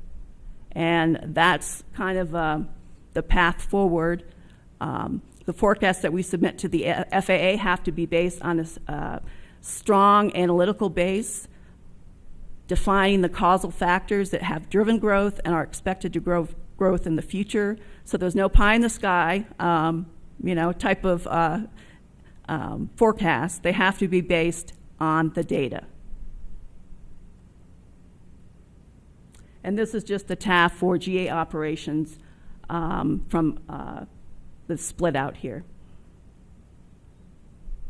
So what are the key takeaways from all this data and all these graphs that you have before you? Well, we know that the overall service region for the airport in 2017 accounted for about 134,000 people. And population may seem like kind of a boring statistic, but it's actually very important in forecasting demand because your population base drives the number of trips at the airport. That's why you see airline hubs being developed at cities where there's a large enough population base to support, this O&D traffic starting and ending their trips, because they have to have that support in order to support the connecting through the airport. So the population base is important. We know that Aspen is a spoke in the airline networks. It's a destination airport for visitors and an origin airport for residents, so they're driven by different things. We know that the residents account for about 28% of the total passenger traffic, with the visitors accounting for the remaining 72%. We know that December through March together account for more than half of the passengers at the airport, which is significant, that you don't see that at many airports. We also know that we have a challenge in terms of the number of regional airline pilots. And since Aspen is a community that is served by regional airline exclusively, that has to be a factor considered going forward. General aviation is an important part of the traffic growth at the airport. High-end aircraft supporting the population here and people with second homes. And lastly, that we have this guideline from the FAA in terms of what we can forecast passenger traffic. And that's an average of about 1% per year for the next 20 years. And that's all I have. Thanks, Linda. Thank you, Linda. Now I'm going to ask our panelists to come up. So John Peacock, John Kinney, Linda's going to stay here and Gabe, and we're going to quickly shuffle the stage. Okay, so Q&A is going to be open. We're going to pick one side, then the other. We're going to go back and forth, side to side. Rich is over there with the orange mic. GR is with the blue mic. And I'm just going to alternate sides so that they can move to the next person that has a question so we can keep this going as fast as possible. So I'm just pretty much going to pick the first one, and I'm going to go with Rich's side. Yeah, so the current terminal was built in 74. Don't believe it's been added. Would it be, I think it would be interesting, at least for me, and I sort of view part of my role as selling what we do here to the public. The size of the terminal and the number of enplanements back that long ago versus now, instead of just going to 2,000, I think that would be interesting information for us to have. Regarding this population element here, it says Pitkin, Eagle, and Garfield County, 132,000. But in an earlier slide, you showed the Roaring Fork Valley at 89,000 or something like that. And I was sort of wondering how the competitive circle of when they go to Eagle versus when they go to Aspen is impacted, how that works and how you take that into consideration.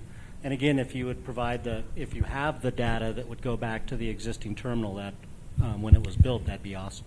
Well, the USDOT has data back to 1975. I'm not sure they have it 1974. Maybe the airport might have records. They'd be on paper. So we might get close to that. But yeah, we'll look that up. The second part of your question is the 134,000, the 3 counties, is basically we have to have a basis for the data. And we're somewhat limited by the data that we have. We don't have a historical series of what Gabe defined as the Roaring Fork Valley, the 84,000. What Gabe presented was one point in time. So we need a historical series in order to, consistent series in order to relate it to the data for the airport. But you made a good point, because the size of the airport service region is really determined by not only the service at Aspen, but also the service at the surrounding airports and the fares. So, think of the airport service region as kind of an amoeba that kind of changes depending on the conditions of service, fares, and not only at the airport, but at the airports around Aspen Airport. Does that answer your question? Sort of? Well, we don't have a historical series of population, do we, back to for Roaring Fork Valley?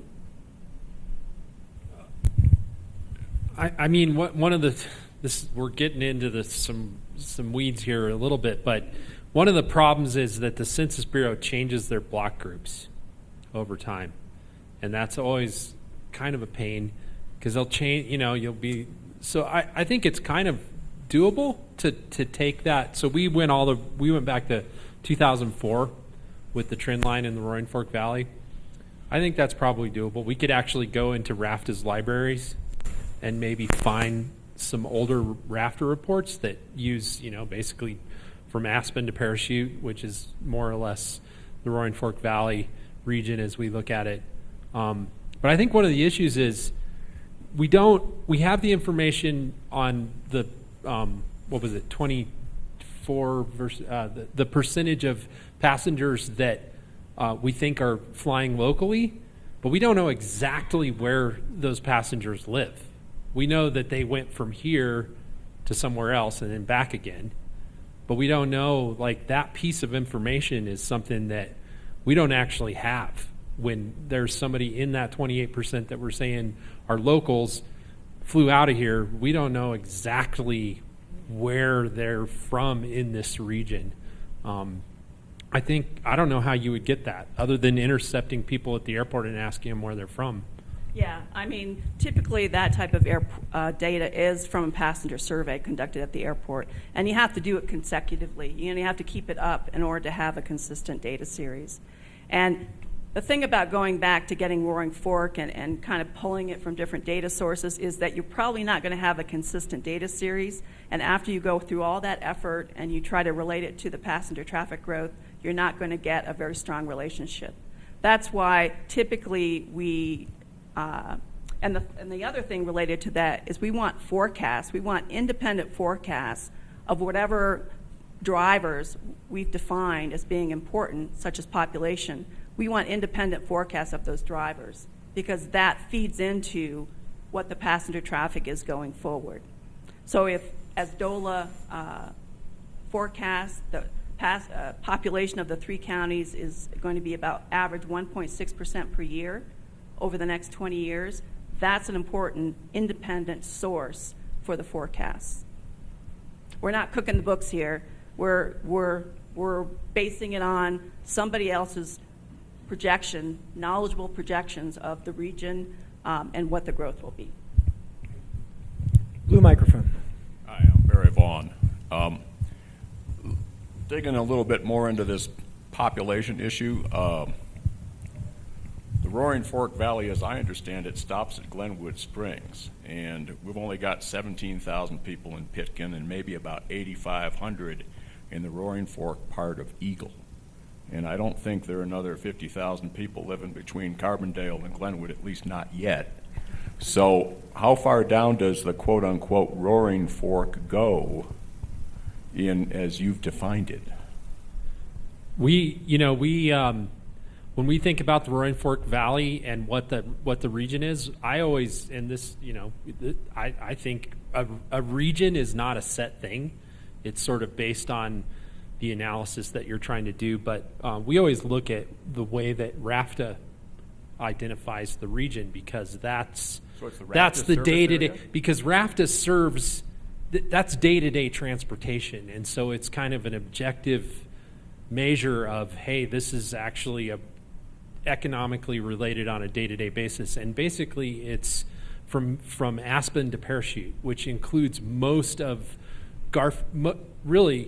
most of the populated part of Garfield County, which is why when RAFTA looks at Garfield County, they just include all the population because, most of it is included from basically Carbondale taking a left down the river to include Parachute. So it's not the Roaring Fork True. geographic watershed, it's the RAFTA service area. I think they call it the Roaring Fork region. I think that's what they a lot of times, but it's the RAFTA service area. That's how I came up with it. And then, so does that mean that, and I guess this ties into the $130,000 person figure for the 3 counties, Garfield, Eagle, and Pitkin, that packed in that is the assumption that Aspen Airport serves people who live in the Eagle River main valley, and that people will come here from places like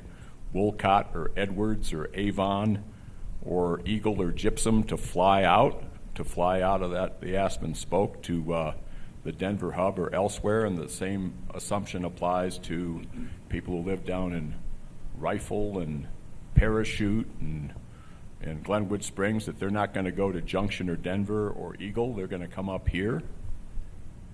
I mean, I'm collecting the feedback that maybe including all of Eagle County isn't matching with people's intuition in terms of those. Well, if there's some empirical support for that concept that people actually come over here from there, I don't know about that, and maybe it happens, but it's not intuitive to me that people who could fly out of Eagle or take the shuttle to Denver are going to come over here to initiate their air travel, or vice versa. I did fly once from LA to Eagle to come up here, but I think that was anomalous.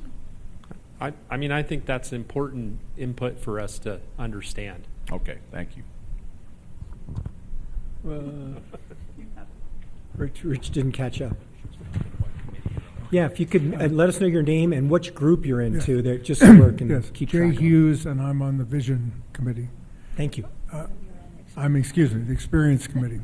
I'm wondering if we have numbers from SkyWest or United of how many people get dropped in Denver each year for weather-related reasons against the numbers that were shown in emplanements, because we already know, everyone in the room, because we've had that statistic before, that we're the third worst success rate between Denver and here or vice versa of any route in the entire United States.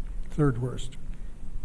So I think it's a very important number for us to understand in the experience side of it. How many people get dumped in Denver? Part of the reason for that, again, from the experience committee point of view, is that there's no transportation from Denver to here. So if you get dumped in Grand Junction, there's a bus now, but there's no transportation. So I'm trying to understand for what happens to our visitors, since they're the majority of people coming, and those of us who live here just live with the reality of the weather. How many are actually left in Denver, essentially with no means of transportation? So when you say left in Denver, you mean people that wanted to come to Aspen but couldn't make it because of the weather? A whole bunch of things. First, they get on the plane, they fly half the way up here, they get turned around, they go back, and then they're dumped. Or they get on a line, they wait 8 or 9 hours, the plane doesn't go, they get dumped. Yeah. So I'm just trying to understand from SkyWest perspective how many thousands of people every year that are in the emplanements but in fact never get here or don't get from here someplace else to Denver or someplace else that they're trying to go on Do you to want to SkyWest. answer that? Good question, Jay. We certainly can request that from the 3 carriers. How many were diverted, how many were canceled, and even maybe what times. So the later you get into the night, as you know, the ground transportation options become almost nil. They're not, yeah. So that's, we can request that information and have that for you by next time. John, that huge help at least to our committee, because I think it has a huge amount to do with the experience of people using the air system, not just our airport. Thank you. Blue microphone in the back. Hi, I'm Wayne Etheridge with the Community Character Group. I'm trying to understand the origins of the airport service area. Was that something that was local, or is that handed down from FAA? Boy, okay. Well, it started with Gabe. But typically, the airport service region for an airport is connected to what's defined as the metropolitan statistical area for that region. But there is no metropolitan statistical area for this region. It's primarily Pitkin County and whatever parts of the surrounding counties that might use the airport. So there's no FAA definition for Aspen of what the region is. It's what we define it to be and what we can document, prove that it is.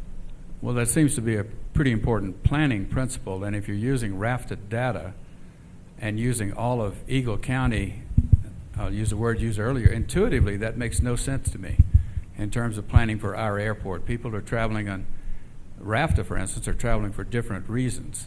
And if you're including all of the population of Eagle County, this has already been stated, and all of Garfield, they have other options that are better from a weather standpoint than Pitkin County. And so it concerns me that we've defined a service area that I don't believe is realistic. Did you want to? Yeah, this is the first preliminary start of this, so certainly your feedback on what this service area should be is important. If we limited the service to Pitkin County, would we be understating what the service area is? Yes? So the problem is data and how it's presented. And you know, there's only so much money to prepare data, and typically it's prepared on a county level basis, and the DOLA forecasts are on a county level basis. So we are limited to some extent by that. If you think the area is smaller than the 3 counties, we can certainly define it as that, but we might need to apply the growth rates for the 3 counties or some factor and justify it for the population growth of the service region we define. This is still an open question, so your input is important. This may be building on Wayne's question. I'm not going to try and answer it because I'm not the expert up here, but my understanding of how you're using the data is the employment number is the starting point. That's a real number. That's our airport for sure. And so how you're using the service area isn't so much based on the population, but it's to determine the growth rates that would establish those upper and lower limits for the, I forget what your acronym was now, TAF, for the TAF. And so that may be the conversation that needs to happen a little bit more, is whether that right area has been defined in terms of what that growth factor or decline factor or whatever it wants to be is. So it's not so much that we're drawing it's not the population number that's defining the employment. No, it's the growth. It's what we expect the growth to be. Over on this side, orange. Hi. Maybe I shouldn't be taking the microphone. I'm David Johnson with RAFTA. I'll either help or hurt here. First of all, Gabe, thanks very much for saying we have such great data. Maybe I'll get invited to parties a little more often now. I think you give us too much credit, but I accept all compliments. Regarding the population of the service area and how it applies to the airport planning, I like the analogy of it being an amoeba. I think that 84,000 seems to be about what we use for our service area population. That's basically all of Garfield County. 4 precincts in Eagle County, which is basically the Roaring Fork Valley side of Eagle, and then Glenwood Springs, all the way to approximately Rifle. Now, sometimes we use a little bit more of Garfield County, depending on what we're doing. Sometimes we go as far as Parachute, but 84,000 sounds about right. Now, I know I've heard that. Well, what's the right number to use? Should we go all the way to Garfield County, all the way to and use all of Eagle County? Or should we go to Parachute? Should we go beyond? What about, should we use all or some parts of Garfield County? I feel for these folks because we do this all the time at RAFTA. It also seems to be like an amoeba here, particularly for airport planning, because if you live.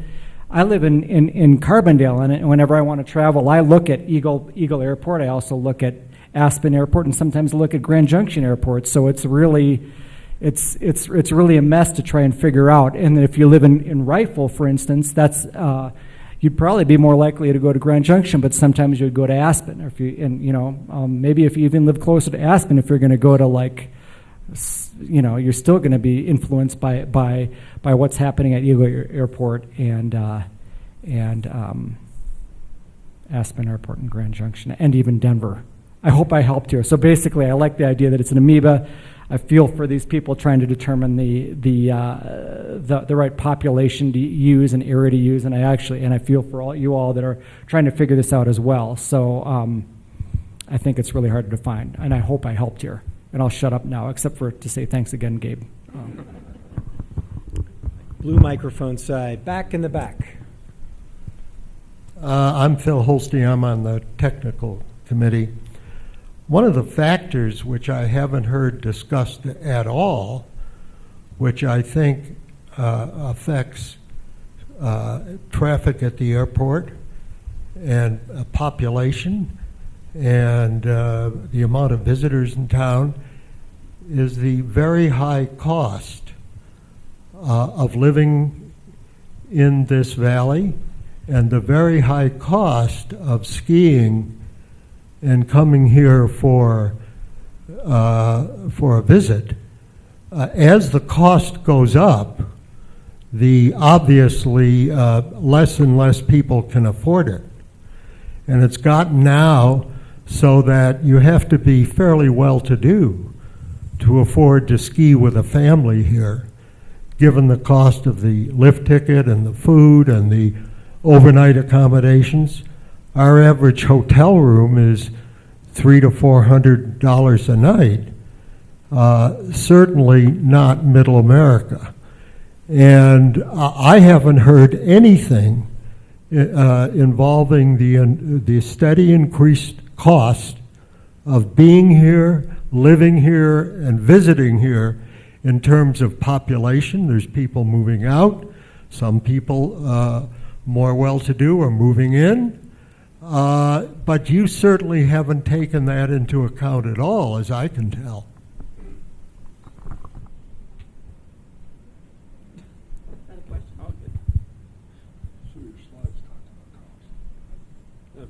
No, go ahead. Well, I think, I think as we watch it, I don't know, it's interesting. I mean, I understand that perspective, but it seems like it never, the costs have gone up and up and up. And then when we look back in time and we look at the growth rates, it's continued to grow. Like somehow there are people that can afford it. I don't know what, and we were talking about cost per square foot for construction. When I was doing research here as a graduate student, the most expensive price per square foot anybody had ever heard of was going up in Owl Creek, some house in Owl Creek. It was $850 a square foot. Right now people are laughing about it. $850 is like a good deal. It's like a bargain for institutional construction now. But it just doesn't, I don't know. I mean, maybe there is some point where it's so ridiculously expensive that demand stops. But the rate of absorption of demand, in terms of new people coming in, lodging visitors, it's pretty slow. I think if it was cheaper here, it might be, and there was more supply, there might be more folks, but it does seem like the customers keep showing up here one way or another. And I feel that there maybe is a threshold point, but I would have said that with $850 per square foot, 20 some years ago. But now it's like $1,500. That's the number I heard around the table this morning, is like $1,500 is now what a real luxury home goes for, $1,500 a square foot. So I don't know when we get there, but I agree there must be some threshold.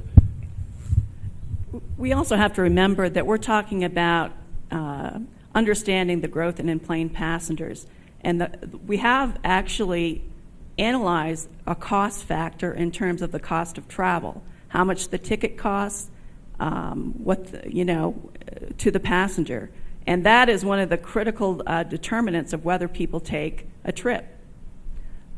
We also are at somewhat of a disadvantage in that we can look at the personal income of this region as a measure of how well the region is doing. And because the region depends on visitors, the more visitors, more economic activity, higher per capita incomes. But there are a lot of people outside of this region who have a lot of money to spend. And the fact that we're seeing passenger traffic growth continue to increase in the face of some pretty high fares, tells you something about people's sensitivity to paying to come here. I'm going to go to Orange on the left. It's you. For a moment, forgetting the economics of everybody here and what it costs to build, you really haven't addressed the physical constraints of the airport, especially the one-way in and opposite direction out. Could you give me an idea, and this is probably a question for you, John, if you have a perfect day, whether you're in a Cessna 210 or a MAX 8, whatever the plane is, what is the idea of separation? What would be the maximum number, safe number, for in and out of the airport? Would it be 90 aircraft in, 90 aircraft out. What would your estimate be of that absolute limit? Thanks, John. As I understand, it's 32 an hour. So whether you want to bring 16 in and 16 out, or any math that you want to get to in terms of whether you want to favor the arrivals or favor the departures. So split it down the middle. So if it's 16 in and 16 out, and that, as I understand it, would have to be just perfect conditions. And if you were to do that between 7 a.m. and 11 p.m., how many hours in the day is that? 16 times 32. Tom Sitch is on it. He's cranking the numbers. 512 in a day. But would that be sustainable? I haven't seen a day like that. But even cut that in half and go to 256. So 256 to 300, and even then that would have to be a pretty special day to get those numbers in. But that's basically the flow rate under just perfect conditions. John, what is a peak day in operations right now? Peak day in operations right now, if you take us up to 48 flights, and does anybody know Jonathan Jones, who I'm not going to call out back there with Atlantic Aviation, the FBO? How many, on a really peak busy day, how many operations do you see in a peak day?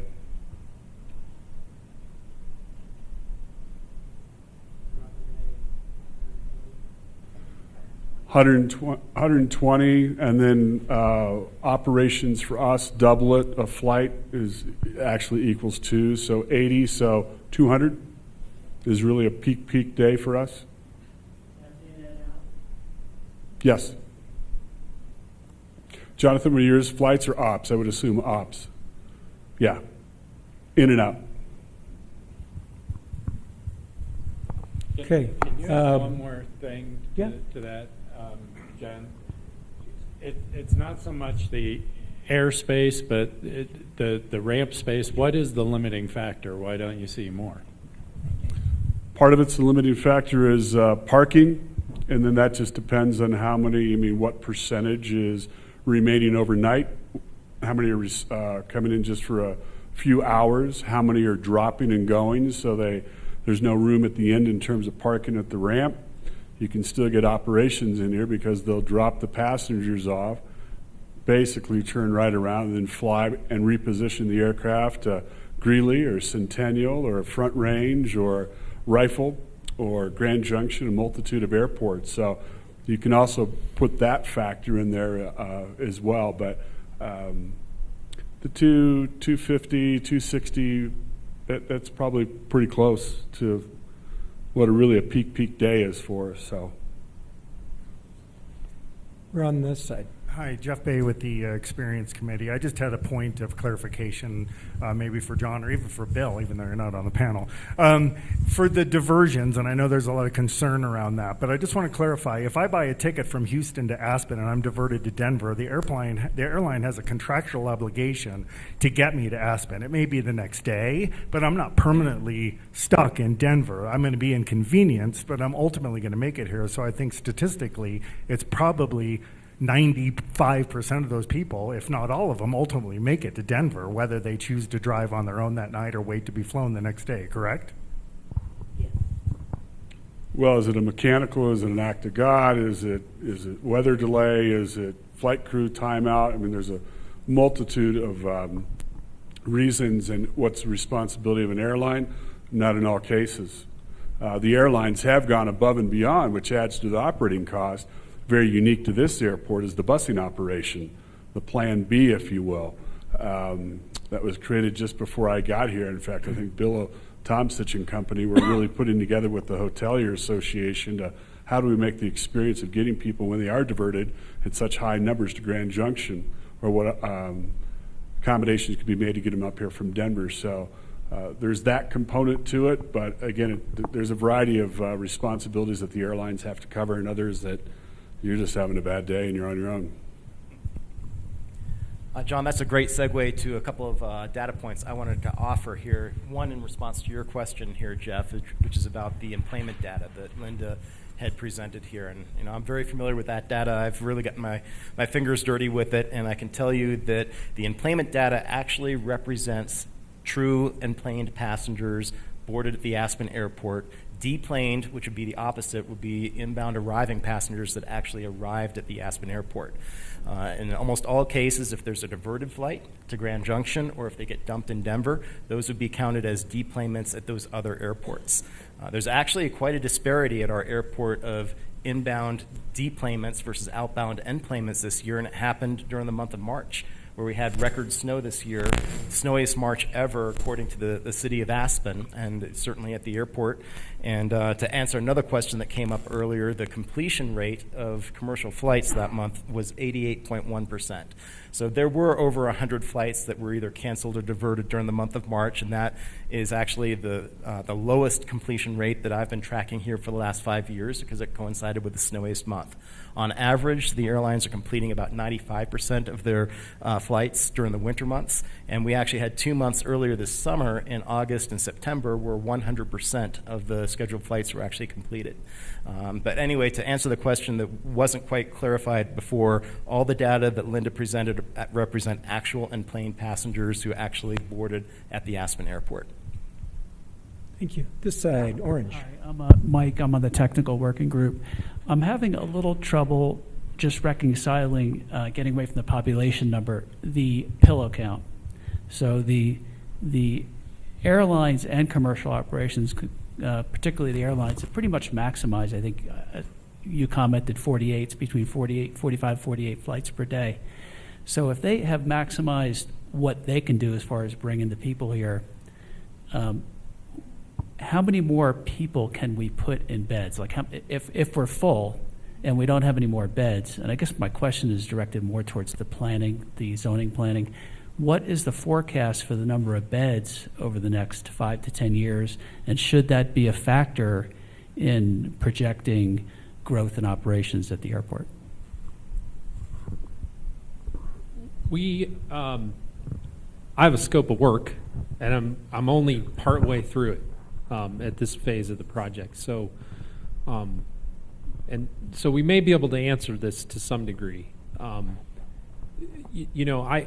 There's still some weaving back and forth between what's going on at the airport and the bed base, but that's also a moving target.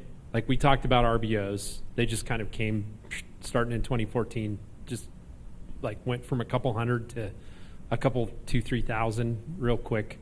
Over a couple years. So that's a fluid market that we have yet to really 100% understand what direction that's going to go in the future.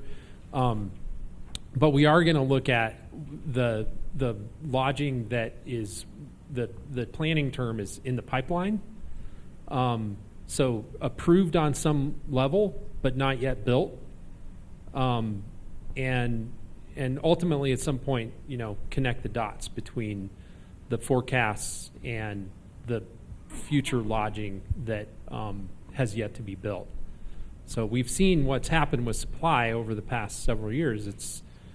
There's a lot going on. There's a lot of dynamic, units getting gained here, units lost here, but the outcome is kind of flat.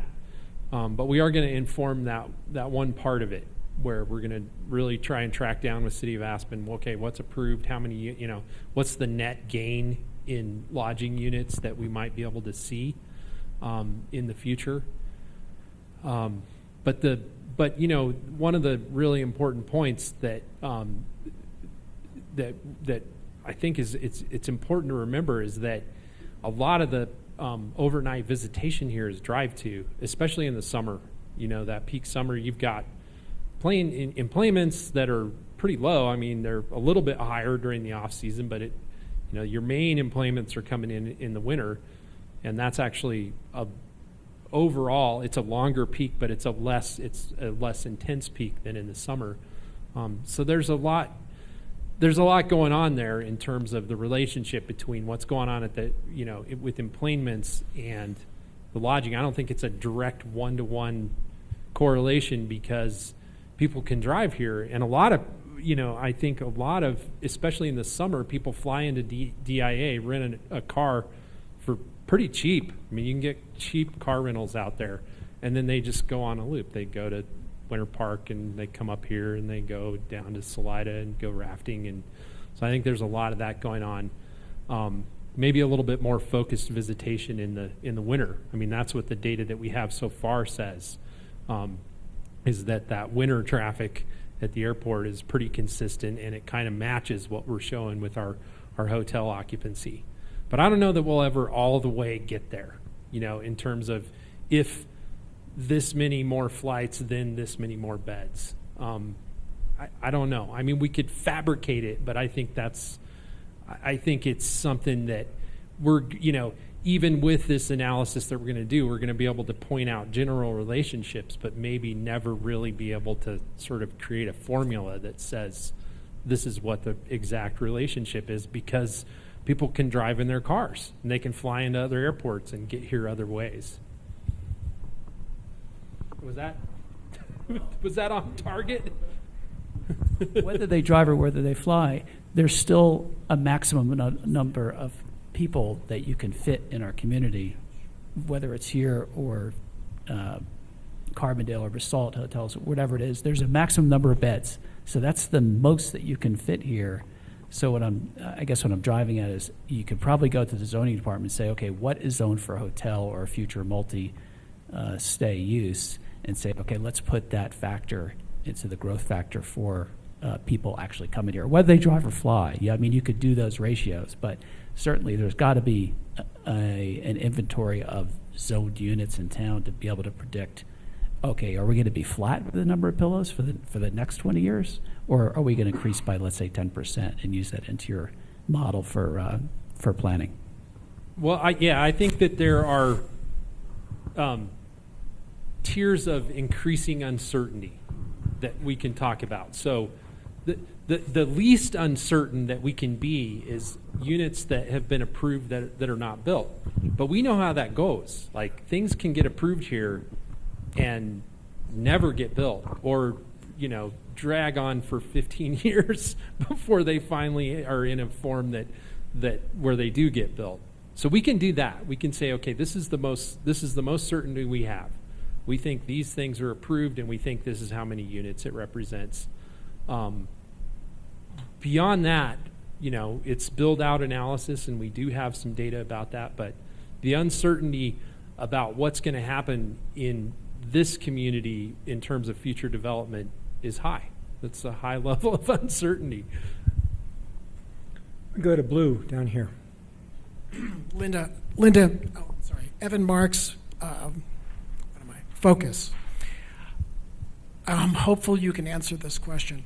In your TAF projection for commercial aviation going out 20 years, can you tell us what aircraft you projected, particularly in the last 10 years, and whether or not those aircraft were with wingspans greater than 95 feet and up to 150,000 pound maximum landing weight? First of all, those aren't my forecasts. Those are the FAA's forecasts, terminal area forecasts, and they do not provide the specific assumptions that you're asking for. We will do that in our forecasts. You have to understand that the way the FAA does the terminal area forecast is they take the nation, they break it into regions. They're top-down forecasts. They don't build them from the bottom up, as we will do here, understanding what markets will be served, what aircraft will be used. They only have so many staff. Basically, it's a staff issue. They do it for the major airports, but they don't do it for the smaller airports. They basically allocate the demand by region, then by group of airports. So unfortunately, no, I can't answer that. But we will look at that and make assumptions based on what the aircraft airlines are using here, what they have in their fleet, what they expect to get in their fleet, how they phase out aircraft. As I mentioned in the presentation, there are more than 130 airports have lost service because aircraft like the 9-seat turboprop, the 19-seat turboprop are no longer in the fleet. So those are the types of things we have to look at. Yeah. Thank you. Evan, also, someone was telling me today on the team, Mike, that the SCC filings by the airlines, that they actually have listed the 175 for their future aircraft type. That's Group 3, but what's the seating capacity on that one? 76. 76. That's in there, but then also we have heard from the airlines, generally speaking, if they were able to bring in the larger aircraft, they probably would do it during the peak periods of time. But some of the other airlines, such as Delta, who has the Airbus 220, so we would love to be able to bring that aircraft in all the time, which I think would be the perfect aircraft from the community's perspective to serve this airport. A little bit larger than a regional jet of today, but smaller than a 737 and have the capability to go coast to coast. So Delta has those in their fleet now. We'll be reaching out to them soon based on talking to John and Jackie and Meg in terms of the Vision Committee chair, pilot, co-pilot, navigator.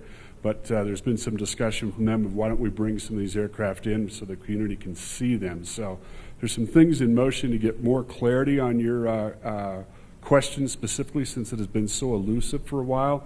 And then also, I believe it's July is the meeting when the airlines are going to be coming back to us and specifically have representatives here. And we have asked them, crunch the numbers, come prepared to tell the community what type of aircraft you're proposing to use. Over back. Oh, yeah, Cindy. Cindy Hubin. I just had a question, a follow-up on John Kinney's response, I think, to John McBride's question about the 200 potential aircraft that could come and go on a daily basis. Was that commercial, or did that include commercial and general aviation? In terms of the math, when I was answering John's question, both. Commercial and total operations. Okay. Total ops, yeah. Thank you. Blue side. Thank you. Tom Melbrick, I'm on the Vision Committee. It was presented in the first meeting or presentation that the widening of the airport would allow for direct flights from Miami, New York, Newark, and Boston. That we would then go from a regional airport to a hub airport. And I can't get my arms around why that wouldn't be significant growth impacts on our community. And I wonder if you would address that, Linda. Thank you. We're not going to. Can I take the first? Sure. The question was asked of me, what are the different classifications of airports? And we talked about different volumes in terms of enplanements. And there's primary, there's non-hub, there's small hub, medium hub, and large hub. It's kind of a crazy phraseology that the FAA is using, because then the airlines use that as a form of a business model, the hub and spoke. So then I think quickly folks grabbed onto that, oh, we're now going to become a hub and people are going to be flying into here, connecting, and then going to somewhere else. Apples and oranges, even though the same phrase is being used. So if you look at us as a non-hub and we were to go into a small category, drop the word hub, that's what was trying to be described there. So it's not so much that we're going to turn into a hub, but if our volumes continue to go and you stay at the volumes that we're at today for one more year, we will go up in a classification. And what that does is it changes some security requirements. We have more security, also create some opportunities for funding. So it's just a classification of how much volume does this airport accommodate in terms of passengers. So that's the hubbing. So I'm glad you asked that. It gave us an opportunity to clarify. Does that make sense? Thank you, John. I appreciate that clarification. My real question, though, is again growth. This community has been concerned about growth since the 70s. Taken a number of different steps to try to curtail it with zoning. But the expansion of the airport, and when you have direct flights from the most populated part of our country, having direct flights into, especially people from Miami in the summertime, getting here and to experience our summers, it just seems like a no-brainer that we would have a lot of growth associated with the new direct flights. And I believe our winter ski experience can be accommodate more growth.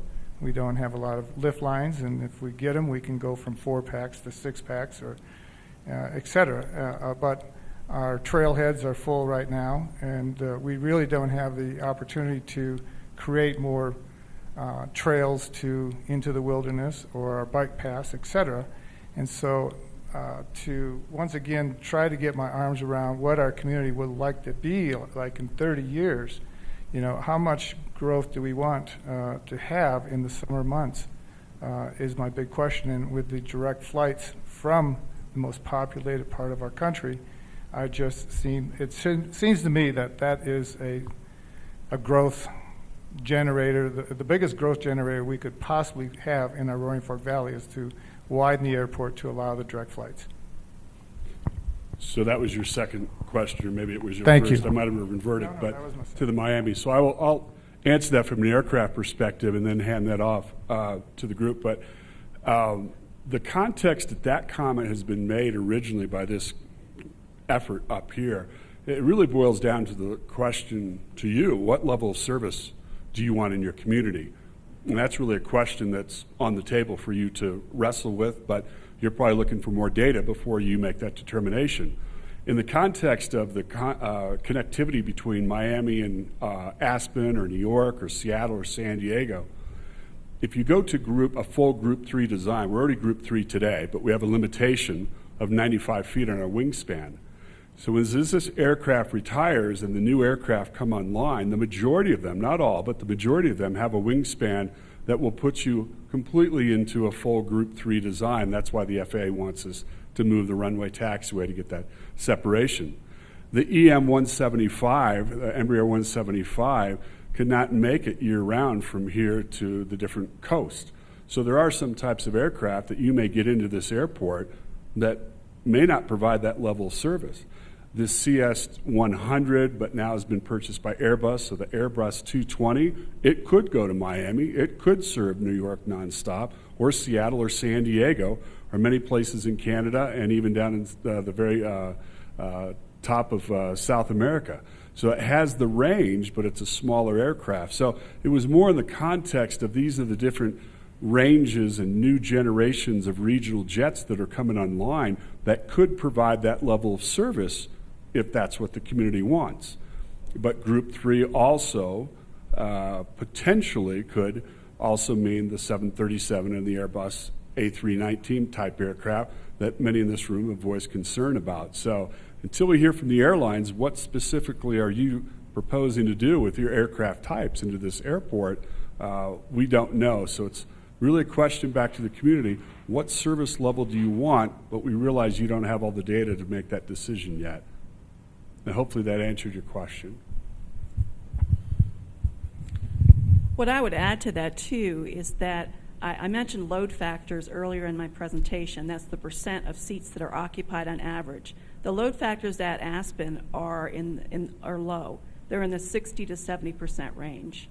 In order to operate a larger aircraft from here to Miami or wherever, you would have to have the passengers to fill it. The overall average load factor for the U.S. as a whole is 84%.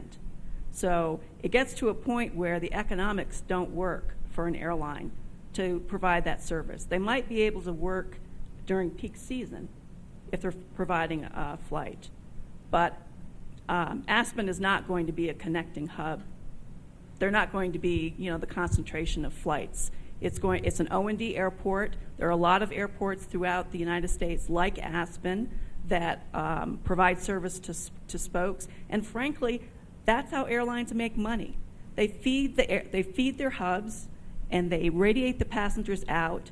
And if they can provide the service to Miami through Denver or through Houston, that's the way they'll do it. United in particular right now is trying to build out its mid-continental hubs, Denver, Chicago, Houston, and they're doing it with regional aircraft that feed those hubs, not by providing nonstop service directly to where the people want to go. because that works for them. The more activity they feed through that hub, the more money they make. Does that help? You gave up. Orange on that side. Frida Wallison, the Community Character Committee. And this may not have anything to do with community character, but we've had a lot of conversation necessarily about the other airports in our area. Rifle, Grand Junction, Eagle, maybe there is one in Glenwood, General Aviation, I'm not sure. And so my question is this an isolated exercise? Are those other airports also looking at the same questions? And are we talking with the other airports about how they view our exercise?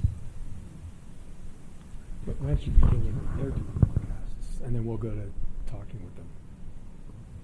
I'm sorry? Well, those are commercial carrier airports too. They have to deal with the TAF, and they have forecasts. Just at least the commercial carrier airports. Yeah, so. it's every airport, as I said, has a forecast prepared by the FAA that they have to reconcile with. I don't know what the other airports are doing right now for planning or forecasting, but for the approval of the forecast, it has to be specific to this airport. I mean, if there's something going on outside that we need to consider, yes, but typically not. I don't know, John. Yes, thank you. Grand Junction is building a parallel runway. They're hoping to build a terminal building. Eagle is building a new terminal building, expanding their existing one, and a variety of other infrastructure facilities. Glenwood Springs is, I understand, in a debate right now whether they're going to continue with their keeping their airport open due to the residential encroachment. Rifle Airport, I'm not sure what's going on there. John has an update on that, and yeah. So. Yeah, Rifle was probably the one most within the at least transportation area. So we have had preliminary conversations with my peer and such to understand whether right now they are a general aviation. They have no commercial service at Rifle. We did have a conversation about whether they were intending to look at commercial service or whether that would be of interest. It was an idea that was floated when we first started these conversations, and they had made very clear to us that they were not interested in pursuing commercial service, but that they would like to have further conversations about general aviation, because we do have a lot of general aviation that right now, frankly, because of ramp space and such here, is going to Rifle. And those discussions will be happening in the future here, so we'll keep you updated. And I think it's a great question to pose to the airlines when they come here in July, the second week of July. What are their plans for Aspen, Eagle, and Grand Junction, and any other airport, Montrose? And how does that fit into the system? And just ask them any of those variables. We provide the field, they pretty much bring the game, but they do it on more of a regional level. So. Okay, it is 7 o'clock, so I know there's at least one more question, so I think we'll take that one. And I am going to also indicate that, again, like ever, we always allow written questions. So if you didn't get to your question tonight, respecting your time, send it in, and we're going to send it to the experts and get an answer just like any of the other questions we've gotten. So we don't want to leave any question unanswered at the end of the day. So, okay. Blue side. A question I have is when you have flights canceled because of the bad weather or whatever here, do you make arrangements for the people to go by bus to Denver or to Grand Junction Airport, or are they responsible for finding their own way? That's primary and airline responsibility if they have the obligation to do so. Otherwise, it's really the relationship of the passenger with the airline, and they'll find their way. But yeah, airports do not get into that aspect of the businesses. Same with the rental cars as well.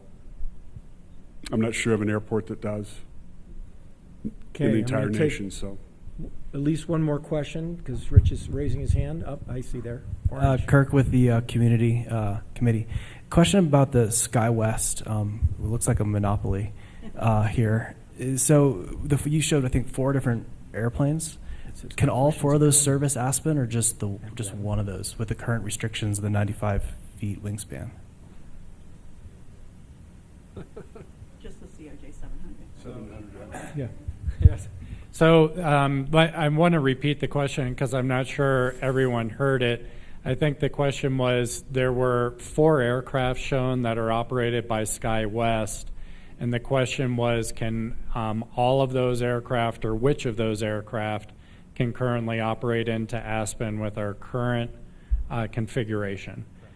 And I believe the CRJ 700 is still, and the CRJ 200, both of those would potentially be able to operate here. The the 200 can't, just the 700. The CRJ 700 is the only one of those aircraft right now. I don't know if it has the operating characteristics to come in here. The 900 was the question. Right.